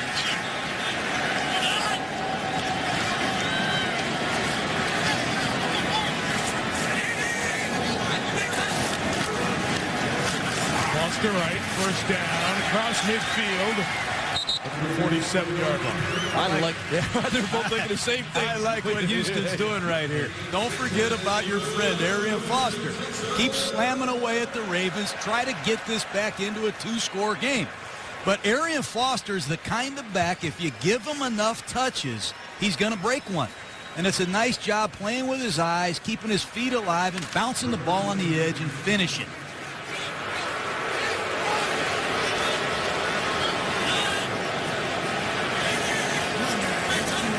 Offensive MVP of the year for this Texans team is Foster. He holds on as the ball was slipping out. DeJuan Langer makes the tackle. That's a good first down gain. They're staying patient down 21 here. Yeah. Arian Foster with his rushing tonight, 74 yards, puts him number 1 in the NFL in rushing yards, 1,305. These numbers updated as he's passed Maurice Jones-Drew, and Adrian Peterson didn't gain much ground. Peterson had 14 carries, 26 yards tonight for Minnesota, as the Vikings are about to lose to the Giants. That game's 21-3 Giants with 1:10 left. Schaub has time. Covered downfield deep. What's he going to do? Throws incomplete as Vontae Leach and Kevin Walter, like every other eligible receiver, well covered. Well, I'm not so sure of that, Mike. I thought off the play action he had Andre Johnson down the field. Well, it's man-to-man coverage. You're going to see the 8-man front, and it's full play action. It looks like a 2-man route. Leach gets out late, but the coverage from the corners has been pretty solid all night. You got to give the Raven corners a lot of credit. Ladarius Webb, Josh Wilson, when they've been asked to play man-to-man coverage or 3 deep coverage, they've done a nice job. Chris Carter, the third one. He's in the slot there. 3rd and 3 Schaub. Off the hands of the other tight end, Joel Dreesen, and incomplete. One more. Hands on it. Can't grab it. What's Houston going to do here? You got to go for it. I'm not sure he was throwing to Dreesen. Now, he had Andre Johnson coming in behind him. He may have been throwing the inside breaking route. You know, 4th down right here. Down 3 scores. In this field position, I go for it, Ron. Give Schaub one of those check with me's. They'll have 2 plays called in the huddle. He'll have a chance to run the one called, or you'll hear him say can. He'll scratch it and get to the alternate play.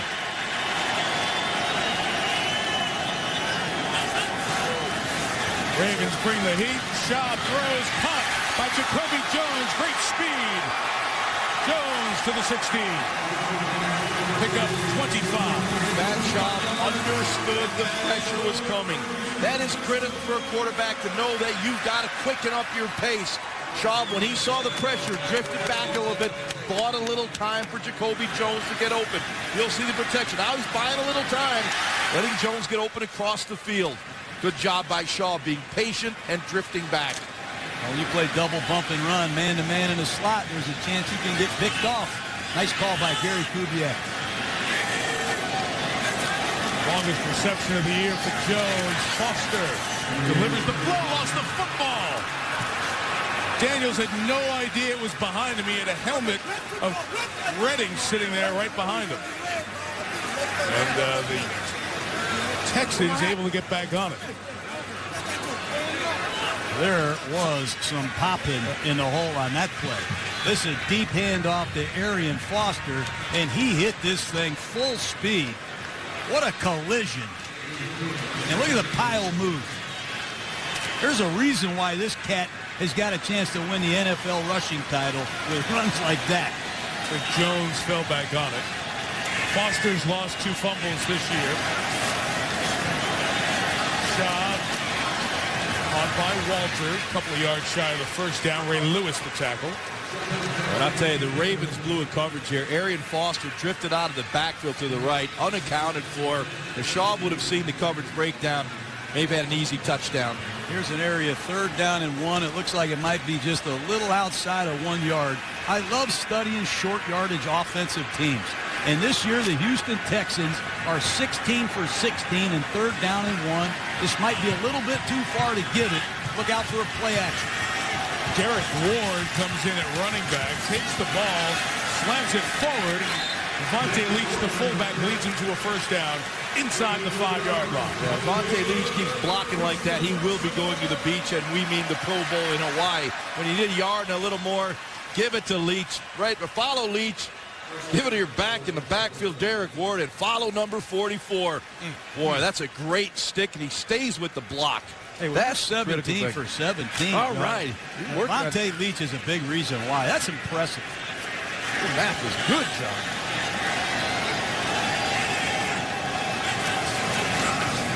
First and goal. Schaub. Trouble. Toward Leach. It's incomplete. Jared Johnson applying the pressure. Boy, that's a nice call by Gary Kubiak. But what defense by the Ravens. It's a similar play they just ran on short yardage. Leach is going to start up into the hole and then slide out to the flat. And Jarrett Johnson of the Ravens does an excellent job of containing Schaub, and DeJuan Landry was there for Leach. Good defense by the Baltimore Ravens. Jarrett Johnson, an 8-year veteran, understands Leach started coming to his side. Something was up, so he went after the quarterback. Second and goal. Foster to the right. In the open field by Ladarius Webb to take him down for a loss of a couple. Well, that's a big-time play by Ladarius Webb. Only 182 pounds, and he's in the open field right here with Arian Foster. The only way you get him down is go low. Get him around the ankles. That's exactly what Webb does. Terrific play on the perimeter. Third down here. Andre Johnson, the big receiver for Houston. Susie Colbert told us at halftime Andre had another pain-killing injection in that right ankle. It's become commonplace at halftime. See if he's targeted on 3rd and goal. Johnson crossing, shot, throws back in the end zone. Jones didn't hang on. It's another catchable ball that Houston doesn't reel in. Well, it's killed him all year. I mean, Jacoby Jones has had a hard time catching the ball, and right here he just runs an inside release against his zone coverage. He sits down in the back of the end zone, and no one's there. 6th drop of the evening for the Texans. Well, a tight window, and Schaub threw it in there. They had a 3-man rush, 8 in the end zone, and Matt Schaub has got to be furious at his receiving corps right now. And so is Gary Kubiak. Fans are unhappy that they were going for the field goal. Rackers, who missed earlier, for 52. Able to knock that through. 28-10. Houston's opening drive of the half, a field goal. Many of the buildings in downtown Houston illuminated in red for this Battle Red Day. It's what the Texans like to do once or twice a year, wear their red jerseys in the all red here tonight. Leading Baltimore 28-10, we welcome those of you who watched the Giants defeat the Vikings 21-3. We were 21-7 at half. The last kickoff by Rackers was taken back 103 yards by David Reed for a touchdown. This one doesn't get past the 22 as tackles made by Sherrick McManus. Baltimore's offense gets its first shot on the field in this half when you come back. That's right, Chris. Giants dominated that game. 213 rushing yards. Tavares Jackson starting from far, not good. Ray Rice a run, no gain on first down. Was 2nd and 10 coming up. Here's Susie Colbert on the sideline. Well, for all the good Ravens, there still is an issue. It's that protection off the edge. John Harbaugh said the last Flacco sack was totally on him. He said Joe has to be able to sight adjust, but it says a lot about his quarterback that he's able to come right back and throw a touchdown. And Harbaugh called out his offense this week. He loves the changes up front with the offensive line. Says the right side is heavier, more physical. It's just what he wanted. And what a difference a week makes. Everybody's been patting offensive coordinator Cam Cameron on the butt, including Ed Reed. Well, they got after the offense, no doubt about it, Susie. Publicly criticized by the defense. There's some pressure. Flacco is in the grasp, and control is ruled by Bill Levy. So kills the play there, and it's a sack. Darryl Sharpton, the rookie, brought the pressure off the right. Oh, when you have an 18-point lead, you're going to see a lot of blitzes. And here, number 51, Sharpton comes right off the edge for another easy sack. Ravens got to be very careful. They've got some holes in their pass protection, particularly with these perimeter blitzes. Be careful with the football with an 18-point lead in this field position. John, they've given up 2 sacks on 2 bad pickups. One by Ray Rice earlier and LaRon McClain there. Your backs have to be able to block. 3rd and 19.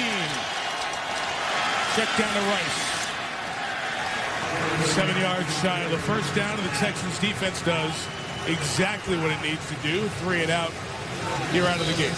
That is a big stop by the Texans defense. That's got to give them a lift on that sideline. Offense gets back on the field after 3 plays. The Texans can go get some water, get a little air, get ready to go back out. Get some stickum to catch the ball better. That's what they need. Jacoby Jones, 2 punt returns, a touchdown in his career back in 08.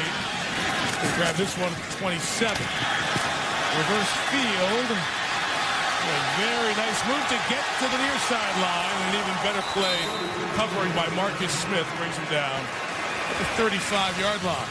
So 49 on the kick. Halfway decent field position after a hard-working 9-yard return by Jacoby Jones, who dropped a touchdown in the end zone a moment ago. On the left used to be the 8th wonder of the world, the Houston Astrodome, now dwarfed in size by Reliance Stadium next door. See if the Tenants can hold the ball. Texans down 18. Deep drop shot. Road wide receiver Walter. Got a first down. You know, these are driving me crazy when I coach with drop passes. I've seen a lot of them tonight. Arian Foster taking his eyes off the ball before he runs. Perfect throw down the middle to Owen Daniels. Another first down throw to the outside. Got to catch the football. Dreesen. And then Jacoby Jones for an easy touchdown. I'm not even going to try to read those lips. Catch the football. Got to be the common theme down the stretch for Houston. I think he said drop balls. Sure did. Job late on that one. Well read by Ed Reed, who has made a living of taking quarterbacks, understanding what they do, and jumping routes. Oh, I love this.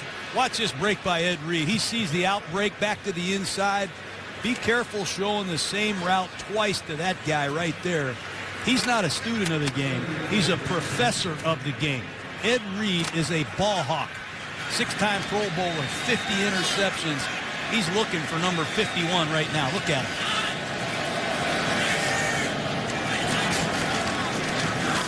Foster, penetration. He lost his footing as well. Tavares Gooden. Boy, it just seemed like the Ravens defense knew exactly where that play was going. They loaded up to the right side of the Texans line. That's right where the ball went. And Schaub, for the most part, does an outstanding job. He audibles about half the time, and he gets his offense into good looks in the running game and the passing game. Critical down right now for the Texans. Let's keep an eye on Terrell Suggs, number 55. He's at the top of your screen.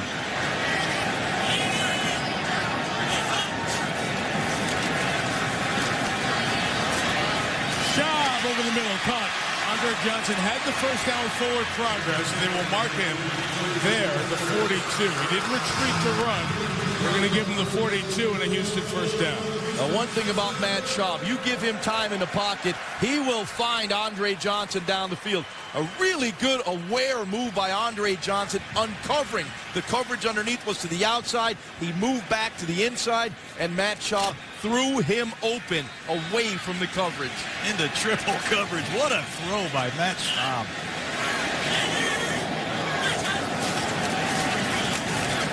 Foster cuts back, gains 3 yards. We're talking about Arian Foster, who will lead the NFL in rushing yards after tonight. Foster was on the practice squad last year. We were talking to him about this. He was watching a Monday night game, and we talked about last year a player who was activated from the practice squad. He went to work with a whole different mindset the next day. He didn't know, as a rookie, you could be activated from the practice squad and come on up to the active roster. That happened a year ago, ran well at the end of the season, and is just taken off this year. That pass is caught by David Anderson, a couple of yards shy of the first down. He was out there as Andre Johnson went off to the sideline with that right ankle pain, and he limps back on the field. I'll tell you what, this guy, in spite of all of the injuries that he's gone through, for him to continue to push through it, it's awesome to see. Remember Willis Reed of the Knicks? Yeah. You probably remember that. I remember that. This guy reminds me of third down is short. This is a premier time to catch him in a single safety and take a shot.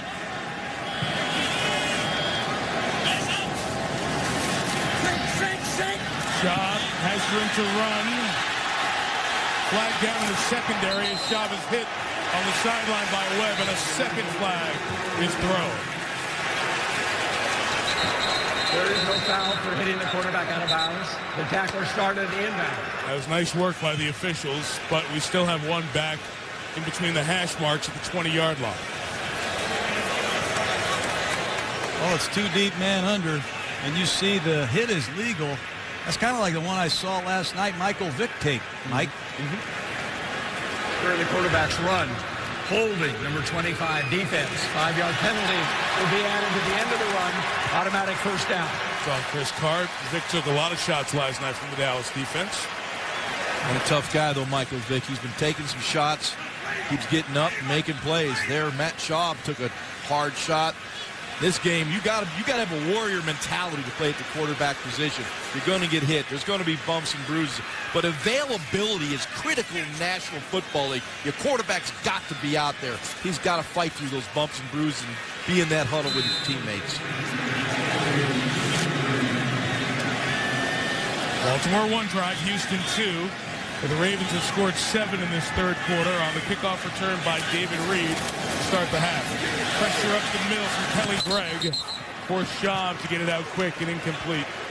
Lord Fonte Leach. I'll tell you, it's hard to call plays against the Ravens. They have no tendencies whatsoever. They're playing too deep zone, too deep man under. Here comes blitz. But when it's all said and done, watch Terrell Suggs get off the football. He is breathing on the quarterback on every snap. I will be surprised if Terrell Suggs doesn't get there in the next few snaps. Yeah, and it's kind of interesting. They're not having to bring a lot of blitz pressure. They're getting home with their 3- and 4-man rush. Makes it a lot easier in that secondary. 4 receivers, 1 back. 3 of them to the near side. And Andre Johnson's got it. 24-yard line. 3rd and 5 coming up. You know, this defense, they will still blitz, but they still play some form of a 2-deep zone. Watch the blitz come at the bottom of your screen, but they're still going to play a soft 2-deep zone behind it. So they put your quarterback under duress and they ask the linebackers and the nickel defenders to rally and make these tackles, but the Ravens still have a very unorthodox blitz package, just like they had when Rex Ryan was here, Jaws. A little more conservative than Rex's wild and crazy stuff. Greg Madison has calmed it down a little bit as a defensive coordinator. Shot, end zone. Held on, out of bounds for Walter. His knee looked like it was very close to coming down inbounds. Let's take a peek at this on the replay. Live, I thought his knee had a shot at getting in. Catch. Oh, you just see right on the paint. I say challenge that.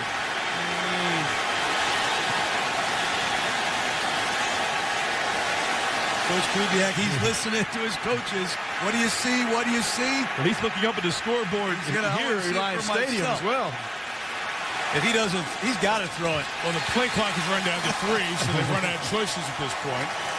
His knee's down One and foot. inbounds. Give it to him. No, it's not. That knee's on the paint. It's not down Check at that all. left toe, Mike. No, he's got to have the other foot down. It's not down at all. He's out of bounds. It's incomplete. John's trying. He's pulling for that touchdown. Well, they'll go for the challenge here. Timeout.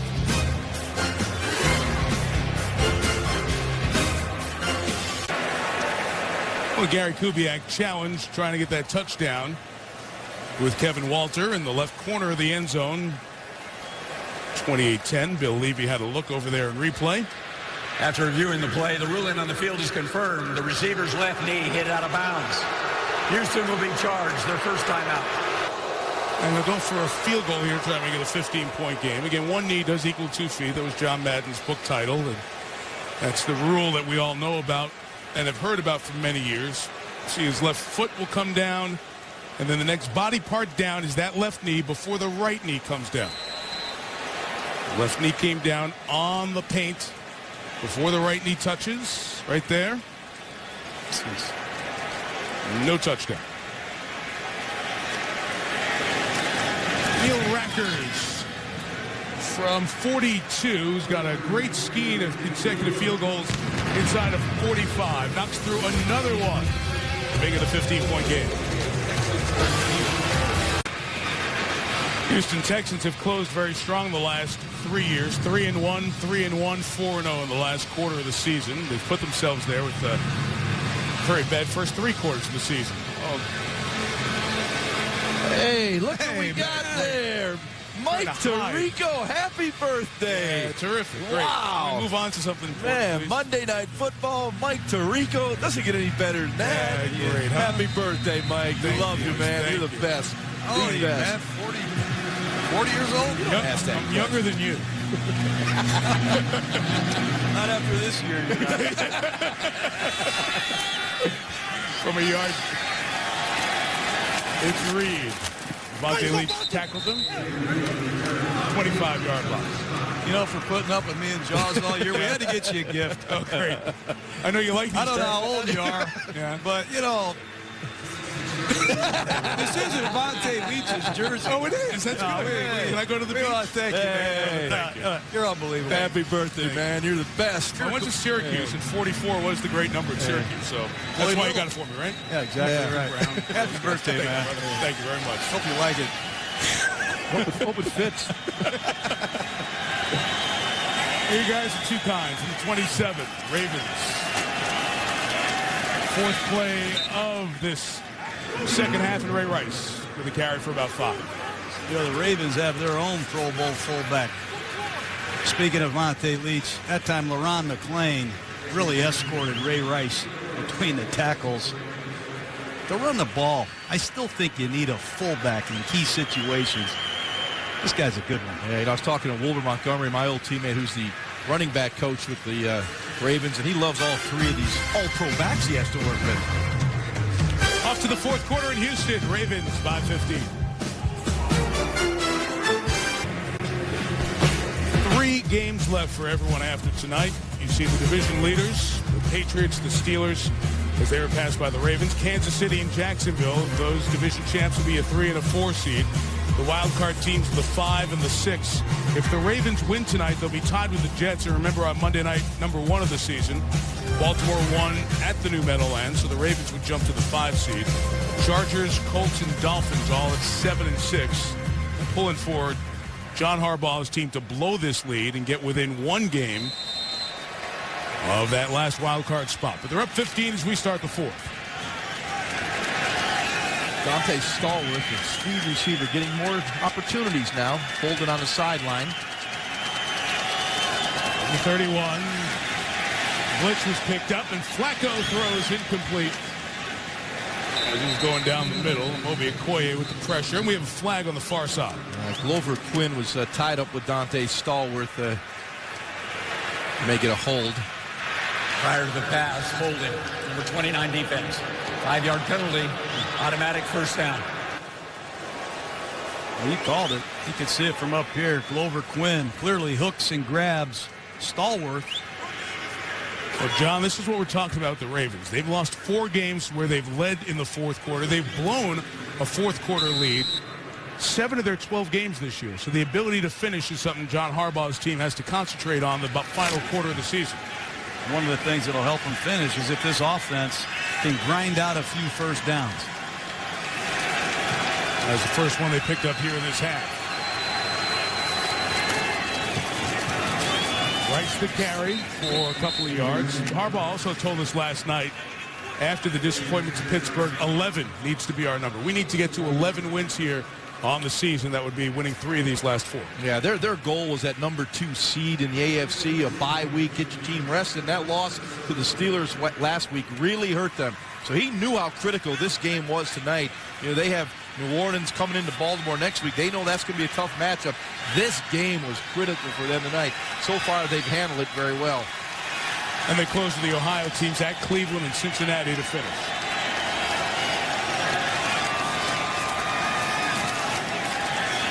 Flacco throws. It's broken up at the last second.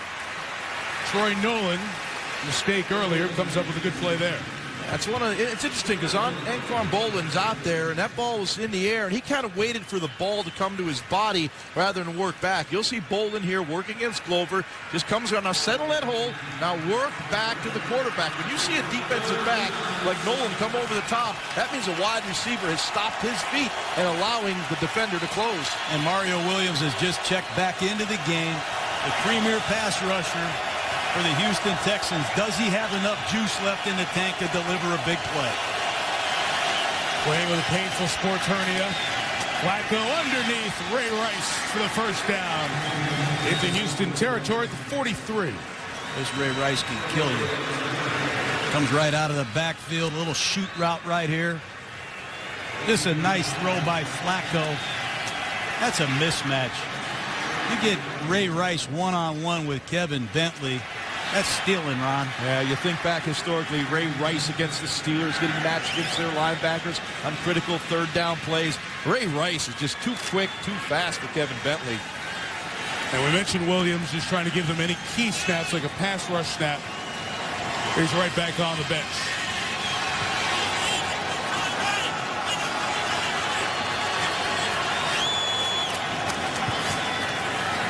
Rice.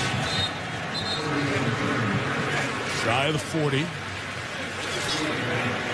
You know, Mike, as we talk about the evolution of Joe Flacco, what's he got to do better? What I'm seeing tonight is Joe having a little more command at the line of scrimmage in the pre-snap phase, getting into the right run look, getting into the protection looks. Now, they've had some mistakes, but it looks to me like Joe's doing more at the line of scrimmage than I've seen in the past.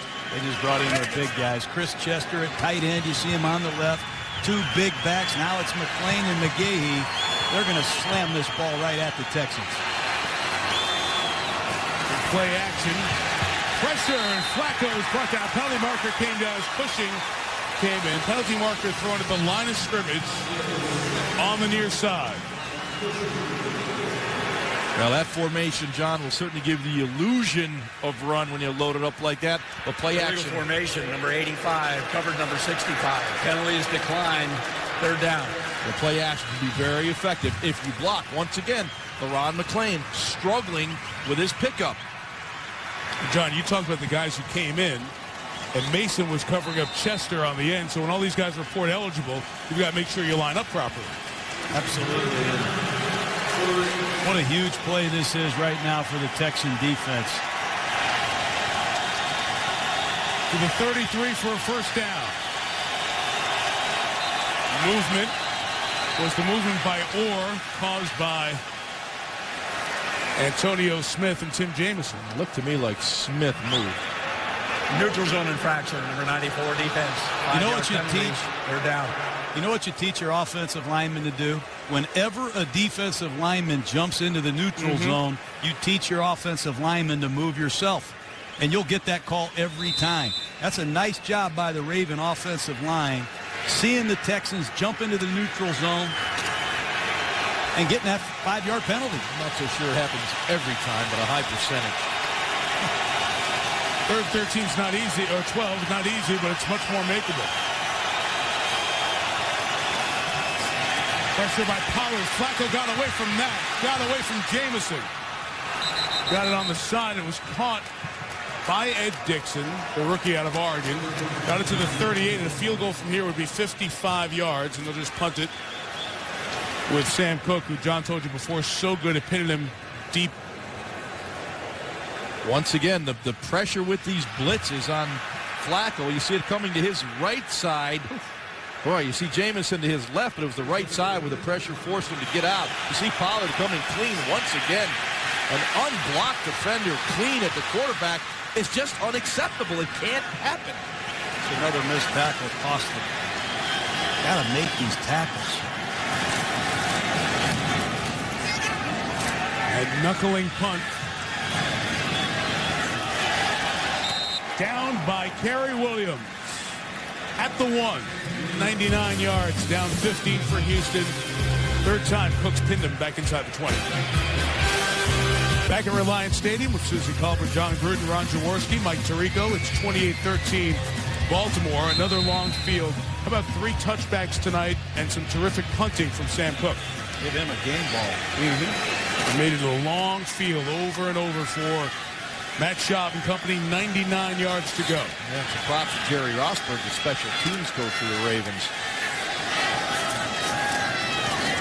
Play action with Foster. Schaub in his end zone. Caught by the tight end Daniels to the 23.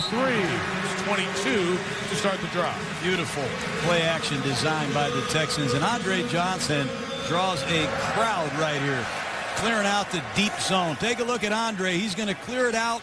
They're going to throw the ball right in behind him to Owen Daniels off hard play action. But that is an excellent job by Andre, taking a double for his teammate Owen Daniels. Well, that's right. 3-way vertical stretch. Had Arian Foster in the flat just opened up a nice void for Owen Daniels. Pocket collapsing, Schaub escaping, and throwing downfield for Johnson. Deflected away as a step for step, Ladarius Webb went up in the air with Johnson. You know, whenever Shaw breaks the pocket, boy, he just has his eyes looking for Andre Johnson. They have a special chemistry, and, you know, Andre Johnson, big and strong as he is, he always got a pretty good chance by just throwing it up.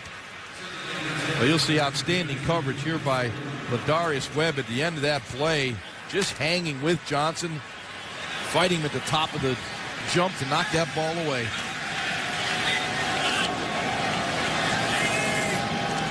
Johnson to the bench, 2nd and 10. Kobe Jones. David Anderson trying to block for him. Got about 8 of it. It'll be 3rd and 2. Chris Carr the tackles. We get to the 10-minute mark here in the 4th. I think, excuse me, Charles, I think right here, as soon as Houston gets 1 first down, they've got to jump into that 2-minute offense quickly here. As we're inside of 10 minutes, they're down 15. Already time to go? I think so. I think it's one of the things Matt Schaub does the best is hurry up offense. The Texans have had some of the most sensational, furious finishes. Their 2-minute offense is strong. Schaub, 3rd down throw. Caught David Anderson. Off the tackle of Webb. First down across the 40-yard line. Well, they've been behind, so they've had to come back in the second half, so they've thrown a lot, and they are a very good second half offense. You can't dispute that. I mean, that's a lot of yardage And let's be honest, they had the Jets, Mike. They came from behind and had that game. They had the Jaguars. If they could get a score here, they're right back in this one.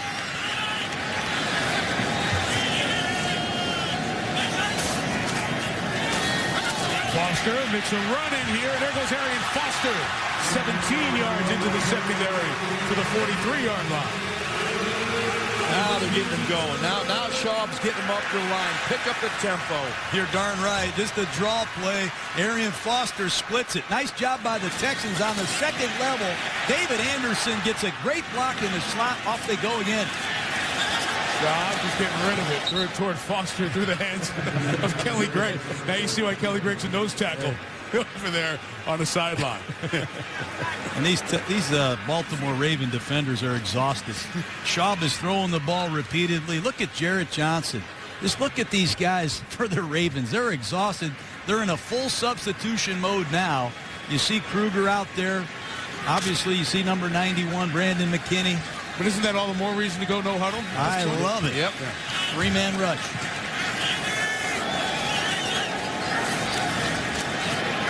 Second and 10. Schaub escapes and throws incomplete. Tried to get it to Owen Daniels. Couldn't get enough behind it as he was being flushed. There comes Redding and Suggs back in the game, and that's one of the reasons why you call some of these three-man rushes. Your guys are tired. Yeah, they're not exactly sprinting onto the field right now. You see Redding there kind of just loafing out there, trying to suck as much air as he can. 3rd and 10 at the plus 43. The Ravens 43 with 8.5 to go. 4-down territory? I think so. Unfortunately for the Texans, Andre Johnson's back in the game. He's isolated at the top of the screen. They rush 4. Schaub underneath. Caught by Foster. Good hustle by Foster. Is going to make it a makeable 4th down. Tavares good in the tackle. And they'll huddle here with 8:12 to go. Well, what a great effort by Arian Foster. He's lucky he didn't get hammered right here by the Ravens. He does a fine job of catching the ball and immediately getting north and south. Chris Carr was standing there waiting for the knockout shot. Yeah, and Arian Foster, also an outstanding receiver out of the backfield, leading NFL running backs in receptions with 18 on 3rd down. They had a big one there, but a little bit short of the 1st down. Call was coming in. Shot couldn't get. The fans are booing, but there was a communication problem. They couldn't get the play in. They have to take a timeout here, leaving them with just 1. Crucial play, 4th down coming up. Houston had to take the timeout because Matt Schaub was having trouble hearing coming in. The play as 4th down was called, was going to step in and do it himself. As I can't hear, so he forced to take timeout. This is a critical stage for this Houston team. Gary Kubiak's been their head coach in his 5th season. They haven't been to the playoffs. He's the longest tenured coach without a playoff appearance. His team's lost 5 of its last 6. Desperate here at 5-7, trying to save their slim playoff hopes and avoid another disappointing season. They're going to throw it right here, obviously, with Leach on the sidelines.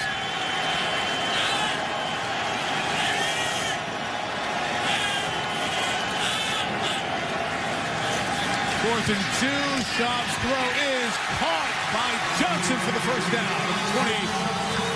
23-yard line. Absolute laser from Matt Schaub. There was press on Andre Johnson, the outside, safety over the top, and you talk about a tight throw.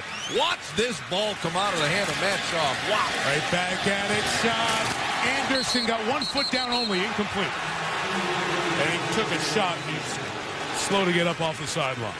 Well, Andre Johnson, what a great catch he just made. And that time he runs an under route.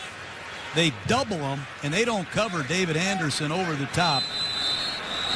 David Anderson still shaking up over there. He was trying to get himself off the field, but he couldn't. Timeout called, so the training staff can come get him.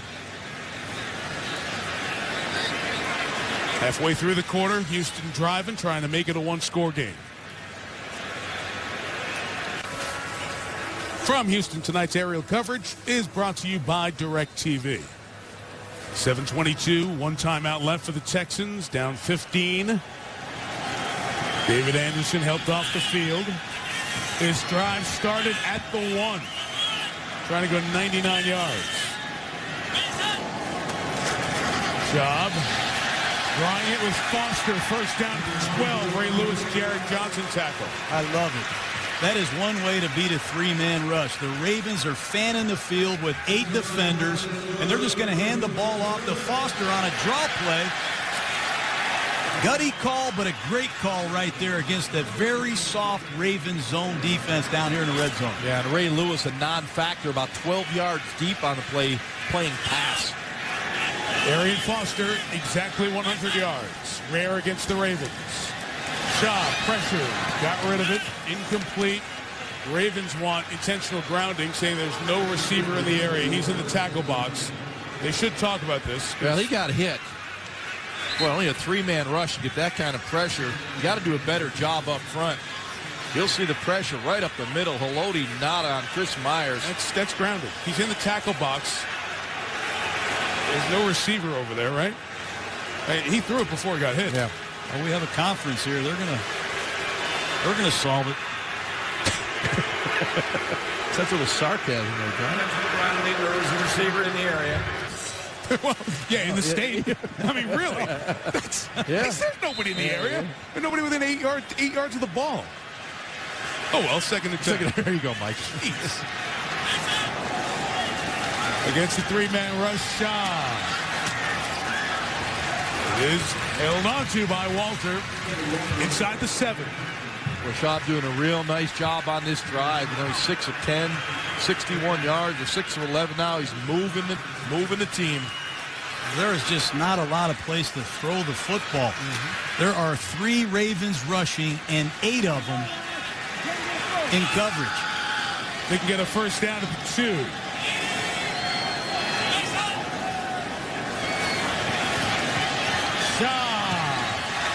In traffic for Johnson with Landry and Lewis. Reed all hanging out there. They'll go for it on 4th down. Boy, this is trying to squeeze it in. Really dropping a lot of defenders. The Ravens are back in here.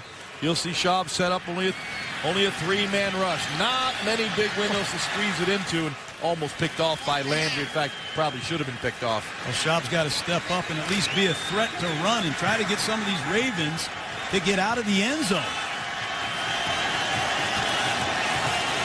Need to get at least 5. They prefer 7. Shaw. Touchdown, Jacoby Jones.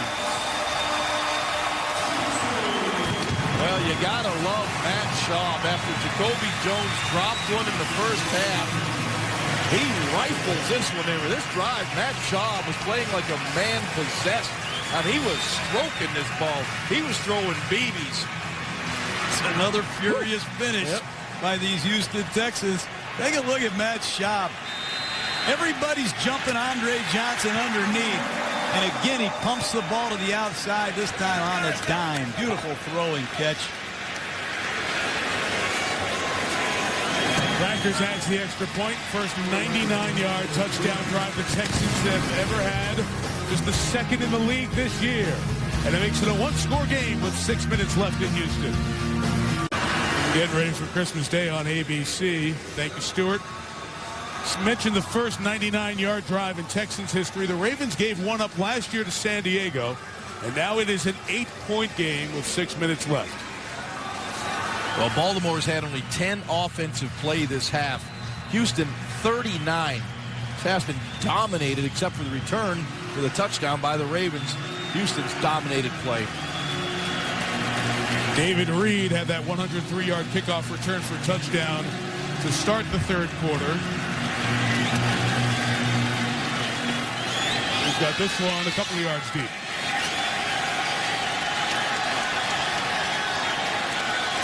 Reed, 20. He's finally get him on his back at the 25-yard line. Big drive there, John. Well, earlier in the drive, take a look at it. Andre Johnson's going to get doubled right here, and they miss David Anderson over the top. When you have a great receiver, they're going to double him and force you to throw the ball someplace else. And then for the touchdown, take a look at Andre Johnson. Get doubled, and then you're going to see Jacoby Jones win over the top. But Andre Johnson was taken away by the Ravens, and somebody else stepped up. Houston's defense. Can they do it?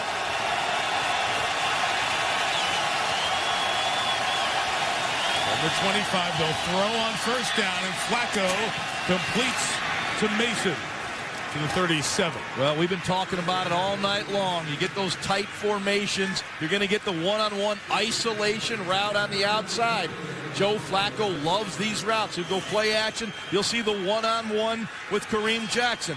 Great anticipation by Flacco and an accurate throw. And they picked up the safety blitz that time.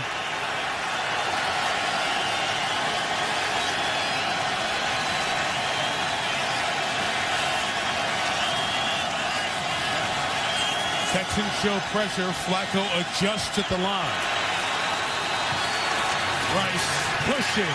Loss of a yard. You look out there for these Houston Texans. And on the sideline, Mario Williams, Amobi Okoye. But watch Brian Cushing stuff this play. He's going to blitz right through that B gap, keep playing, fight across the formation, and make the tackle. I credit these Houston Texans for playing hard, especially without a couple of their key guys on defense, Ron. Cushing's had a couple of mistakes, but he's also been involved, as you see the numbers there.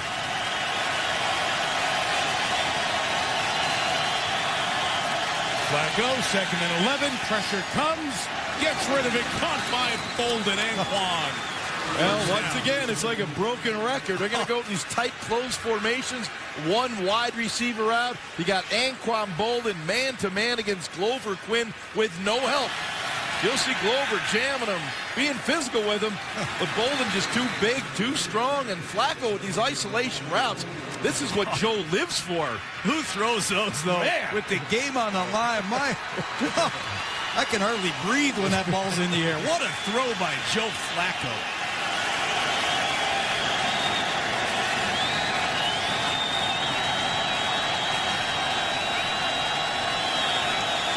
Number 48, up the middle, Rice. The Texans territory at the 48. Remember, Houston lost a timeout on a challenge, lost a timeout on 4th down, so they're not going to be able to really play the clock game and extend it here on defense. You know, you think of that game last week against Pittsburgh. Everyone was down on this Ravens offense. And, hey, they lost the game for the Ravens. So they've got a chance to take their defense off the hook right now because their defense allowed the Texans to go 99 yards. Now the offense in their 4-minute offense, they can win the game for the Ravens. There'll be another blitz. That's all Houston's doing. 2nd and 6. Rice right. 3rd and a couple coming. Timeout here. Yep. So you take the timeout here at 2:58. Preserve some time this side of the 2-minute warning. Ravens are a couple of first downs from winning this game. On the right, Gary Kubiak and the Texans, their season essentially comes down to a stop or two here. John Harbaugh and the Ravens were here a week ago trying to close out the game against Pittsburgh, and they could not. They had the crucial mistake. The Polamalu forced fumble. The Steelers went down, scored a touchdown, and have put Ray Lewis, Ed Reed and company in the chasing mode here for the final 4 games. And the Ravens are going to spread them out, and I think they're going to throw the ball against bump and run coverage again. Don't be surprised if it's Mason at the top of the screen. Or it could be one of those double move goes, John. 3rd and 2. Flacco throws incomplete. It was broken up by Glover Quinn. So on 3rd and 2, the Ravens choose not to run it. They save time for the Texans and don't pick it up.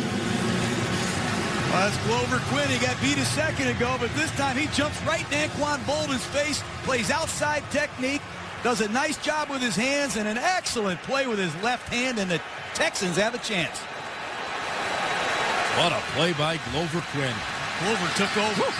You could have waited all night for that. Cook's been outstanding, burying the Texans inside the 10 tonight. Kobe Jones going to catch it with room to run. Flag down, Jones down, 15-yard line.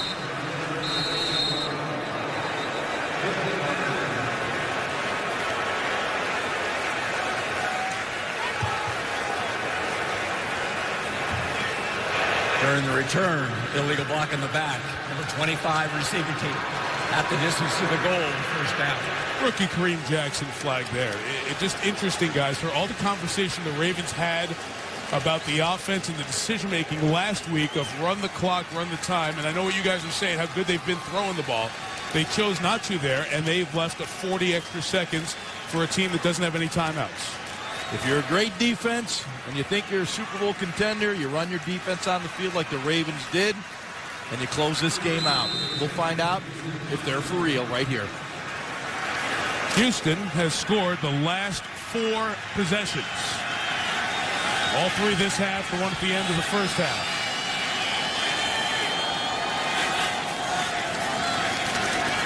Schaub from his own end zone has to get out of there and throws complete to Kevin Walter to the 21-yard line. Here they go. Well, that's the big one. You know, when you start about these 2-minute drills, the first play is always the most critical, and they got out of their end zone.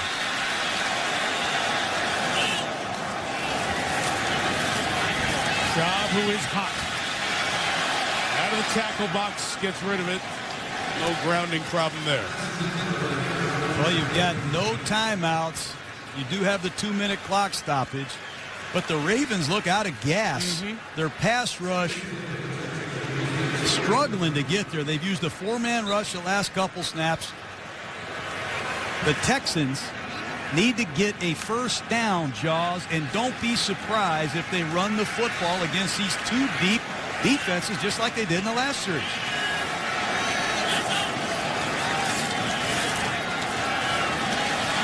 Shaw has his caught by Foster at 25. It'll take us to the 2-minute warning. The third and about 6 coming up. Matt Schaub throwing 52 passes tonight. Does he have a winner still left in them? Well, this is a season of disappointment in general for the Texans, and specifically the close calls. Week 10, Glover Quinn just had to knock it down. He knocked it, but into the waiting arms of Mike Thomas.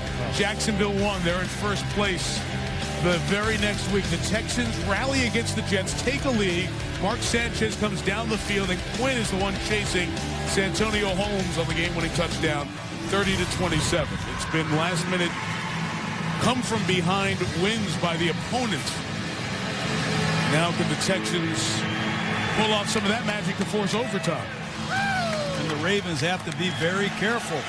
People are saying, why don't you blitz? Why don't you blitz? Well, number 80 is a big reason why you don't want to blitz.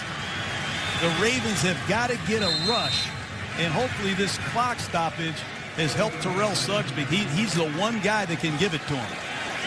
And you were talking about how tired this Raven team looks in the timeout. They faced 42 plays in this half. It's 3rd and 6. Pressure. Webb hits Schaub, who throws to Jones. Got past one man. Now we're going to have 4th and a yard. Rookie Nakamura was out there. Forced him wide. Ray Lewis made the tackle, and here we go. Game on the line here. And the Ravens did come with pressure on 3rd down. Let's see what they do on 4th. Schaub's hit all 3 of his 4th down passes. Raven timeout. Baltimore timeout. Ravens having a hard time getting 11 on the field there. This Raven team, on their end of it, they've lost a couple of games this season by blowing leads in the 4th quarter. As mentioned before, they're the only team to lose multiple games this year, and they led by at least 7 in the 4th quarter. And on the flip side, the Texans had those 2 comebacks early on in the season, down 10-plus points in the 4th quarter. So teams have been in these situations before. And the Ravens have given up 90 points in the 4th quarter. You compare that to what they've given up in the 3rd quarter of 15. They have struggled in the 4th quarter this season. And the Ravens are going to be alert for the quarterback sneak right here in this situation. I can hear him talking about it from here. Now they got Haloti Ngata right on the nose of Chris Myers. Game on the line, 4th and 1. Schaub throwing for it, getting it. Jacoby Jones also got out of bounds at the 37. Well, I'll tell you, we're seeing some gutsy throws by the quarterbacks tonight. Flacco for the Ravens, and Schaub once again. Tight coverage, tight window, game on the line. He squeezes it in. 1.5 minutes left with no timeouts. I think the Ravens are going to stay with their 3-man rush. Remember, they have to get a touchdown. So the Ravens are going to be very cautious with their defense. Schaub, pass 55 of the night is caught by Johnson. Thrown out of bounds. Stopping the clock at the 43. Everything the Texans are running right now offensively are designed to beat cover 2. That time, Andre Johnson releases inside, pushes right up the numbers, and breaks to the outside. On top of that, 2-deep corner right there, Ladarius Webb, who's got to get depth. You can't give up a 20-yard gain in a clock stoppage. Most passes by a Texan quarterback tonight. Schaub has thrown 55. David Carr threw 54. Minute 26 left. Schaub underneath. Johnson, 8 yards. Clock will run. Plenty of time, no reason to kill it. And Matt Schaub has the Ravens totally off balance, and there's just no pass rush whatsoever. 6 left. Schaub escaping, running for it, getting out of bounds with a first down. 27-yard line, 60 seconds to go. And Jared Johnson just has no gas left in the tank. Schaub easily outran him to the perimeter. No pass rush pressure whatsoever. You'll see Schaub move to his right. Here comes Jared Johnson. Nothing left. He can't get to Schaub, and he turns up the field for the first down.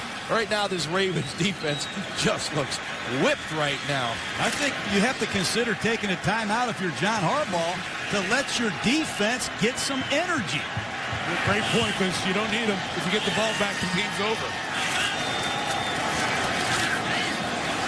Schaub, Foster leaking out of the backfield to the sideline. What a great cut by Foster. What a play. First down and out of bounds. What a great job by Arian Foster making some of these tired Raven defenders miss and getting the first down and also stopping the clock. Look at this play by Arian Foster on a check down. He knows exactly where he has to get, but he splits 2 defenders to get there. Great job by the young back.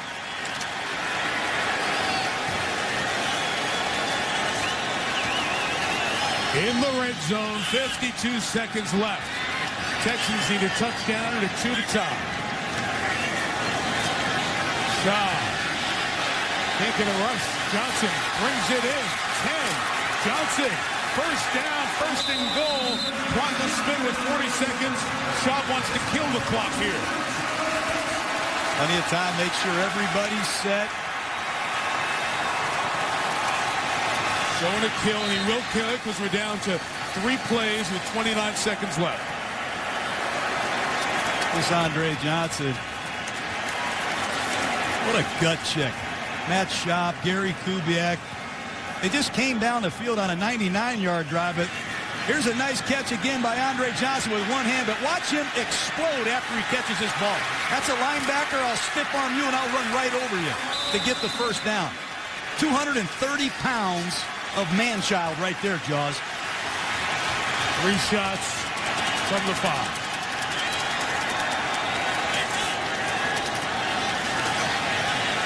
Schaub flush, gets away from the sack, throws back in the end zone. Johnson got it! Touchdown!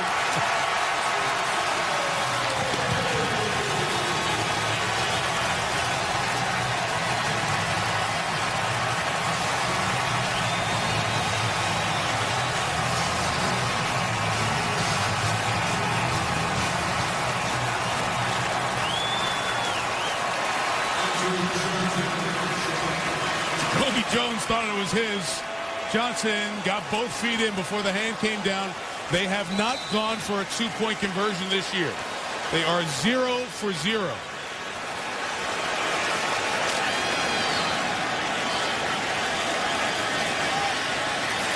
On average, 46% in the NFL this year, 2-point conversions. Texans for the tie.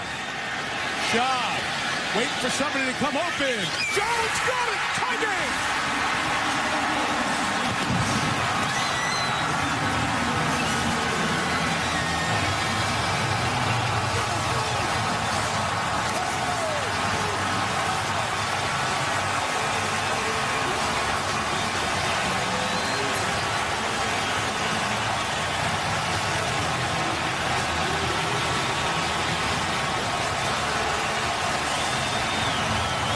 just went 99 and 95 yards on the Ravens. They've scored on their last 5 possessions, and the game is tied at 28.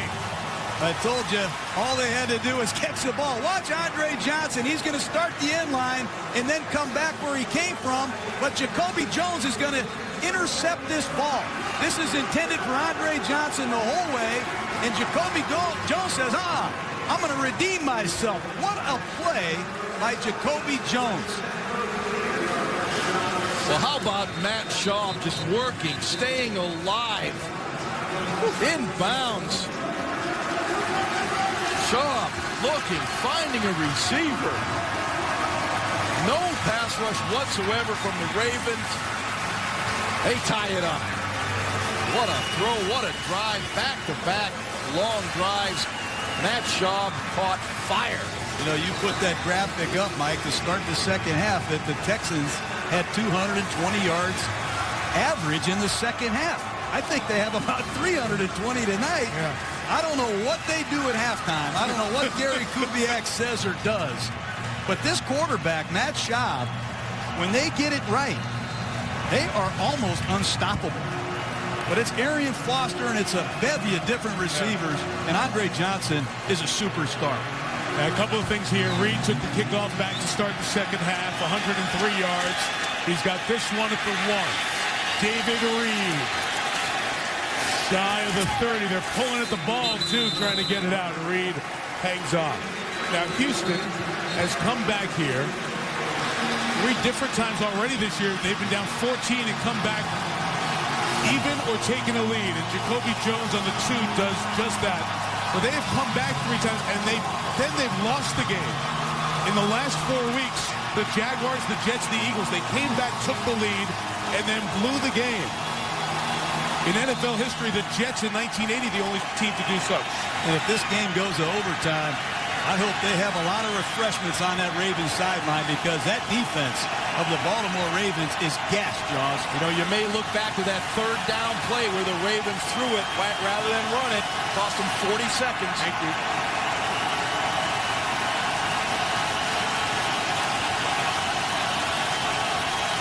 The run with Rice.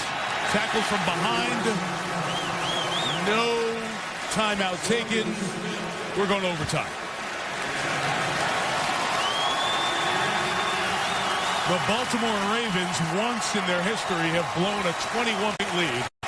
And after the first play of the 3rd quarter, the 103-yard kickoff return by Reed, they had their second 21-point lead of the game, 28-7.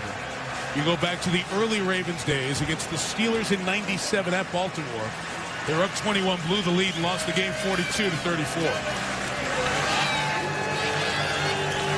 Corey Redding is walking out here for this point toss. There's Terrell Suggs. They've thrown 60 passes. And Gary Kubiak has got these Texans right now on the brink. Up to 15-minute overtime. Of one of the greatest comebacks in Houston Texan history, Ron. Either team scores, the game will I'm be tired talking about it. The players unbelievable. Will be in effect. Each team is given 2 timeouts, and all replays will be from the replay booth. Any questions? All right. Baltimore, you're the visitors. That's tails. That's heads. What's the call? Tails. Tails is the call. And it is heads. You want the ball. What goal do you want to defend? Okay. Baltimore is going to receive at this end. Good luck. Houston's only won 1 game in overtime in franchise history. It was against Washington earlier this year. See if Flacco and the Ravens can come back. Scott and John standing by. Stuart Scott, Matt Millen, Steve Young here for the postgame overtime at Reliance Stadium in Houston.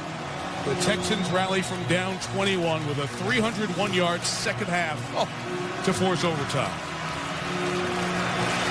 Well, fortunately for the Ravens, they are getting the ball back, because I believe if their defense had to go on the field, they had no shot of stopping the Texans. I think they're going to have to be very aggressive with the ball here when they get it. They just can't allow their defense back on the field. There's nothing left. And Billy Cundiff, the long-range kickoff man of the Baltimore Ravens, will be getting loose on the sideline.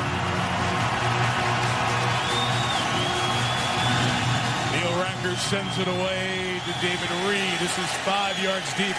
He'll take a knee. Oh, before that 2-minute drill, Mike, remember the Ravens had 3rd and 2. Flacco decided to throw the ball. A lot of us thought they were going to run the ball, run clock, and try to get out of town. That's why when you're an offensive coordinator and you make those calls, that's why you earn the big bucks, Jaws. And that was with 2:54 left. And then the clock stoppage at 2:42 after the punt.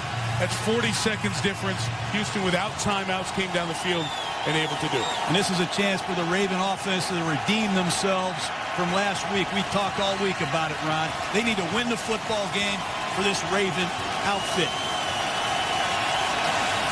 They're in there once again with their heavy personnel. Pressure again. They've been blitzing a lot. Pushing up the middle. Has Flacco. And Flacco found Mason somehow. What a play by Flacco. A gain of 5. That was an incredible play by Joe Flacco. That's what 6'6", 240 pounds can do for you. Defenders draping all over your body and able to muscle the football out. Look at the formation here. A lot of big bodies in front. Play action pushing right up the middle. Look at Flacco. That's a remarkable play. That's one of the great throws I have ever seen. The Texans continue to pound away with blitzes.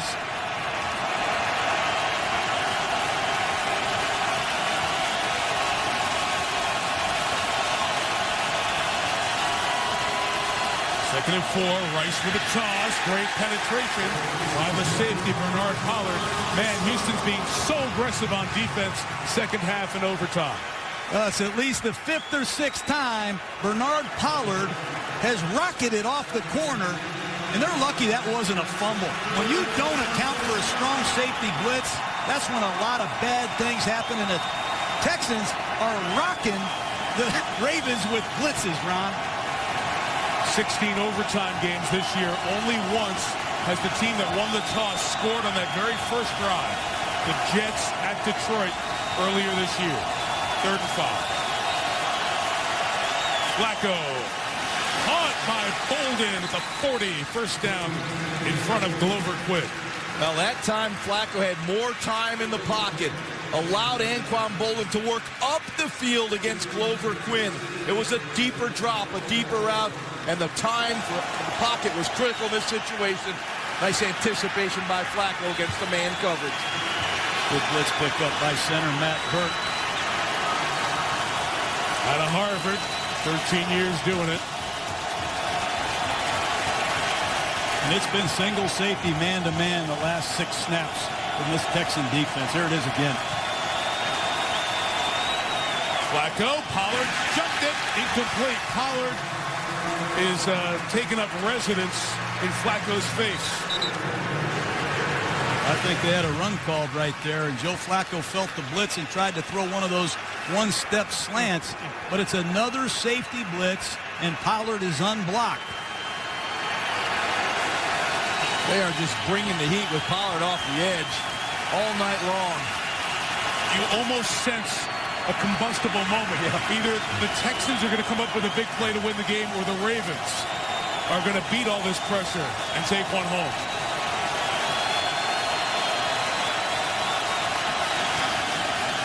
Flacco loading.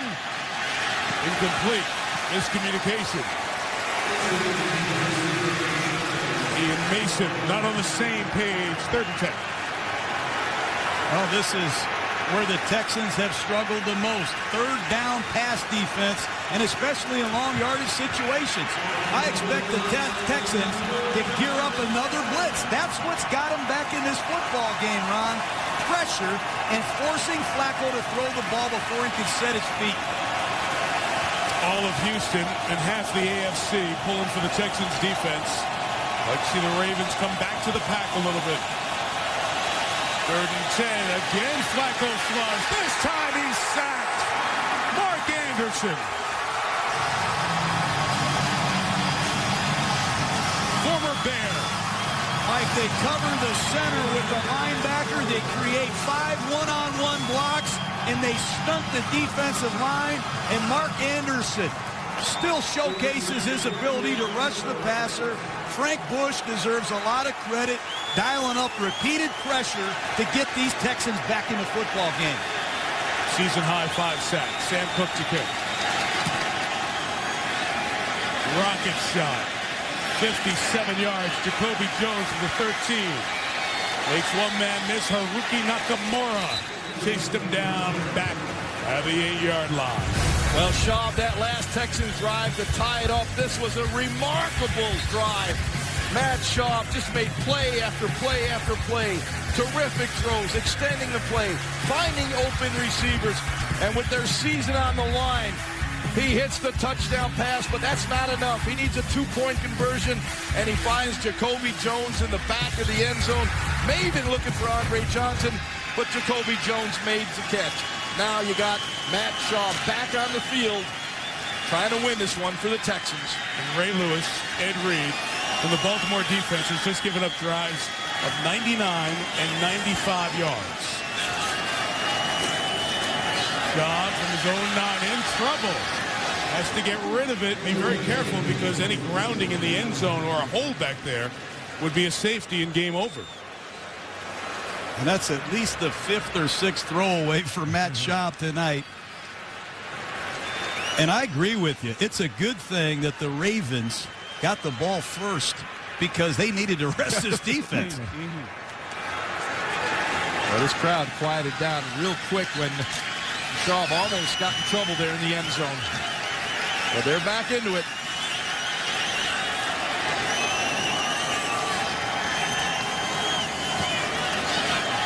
Big pressure. Schaub was intercepted. Game-winning touchdown, Baltimore. Josh Wilson. The rare walk-off game-winning interception for touchdown thrown by Matt Schaub on his 62nd pass of the night.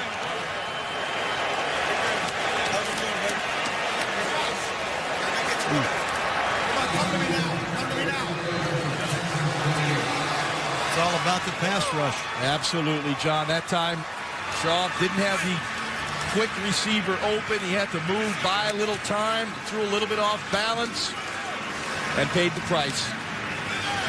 Josh Wilson comes up with the game winner, a 12-yard return. Well, take a look at the pressure. Jacoby Jones is going to come inside and then come back outside. Schaub doesn't see much here, guys.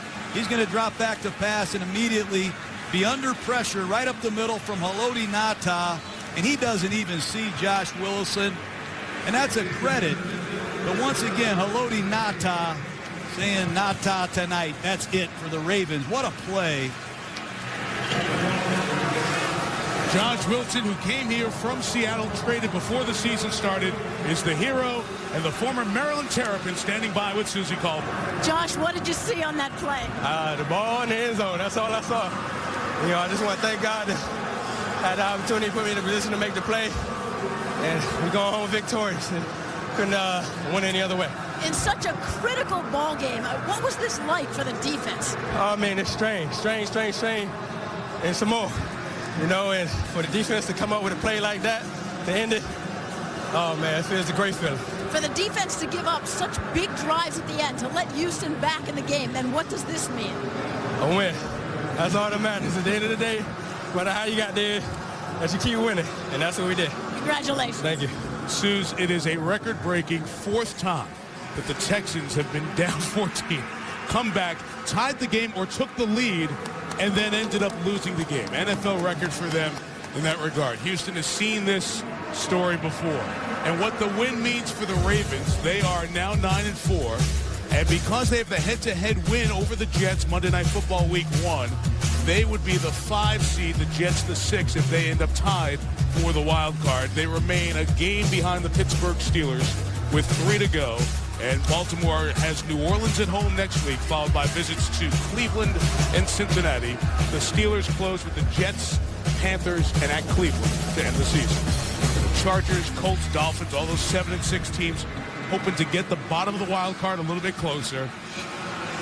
They threw their remote at the TV when Josh Wilson went in.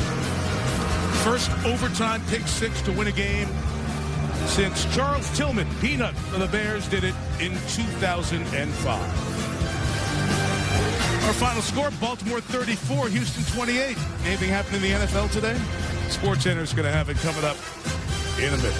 With John Gruden, Ron Jaworski, all the great women and men of our Monday Night Football team, I'm Mike Tirico saying goodnight from Houston. This has been a presentation of ESPN, the worldwide leader in sports. The Bears and the Vikings 1 week from tonight. See you next week in Minnesota.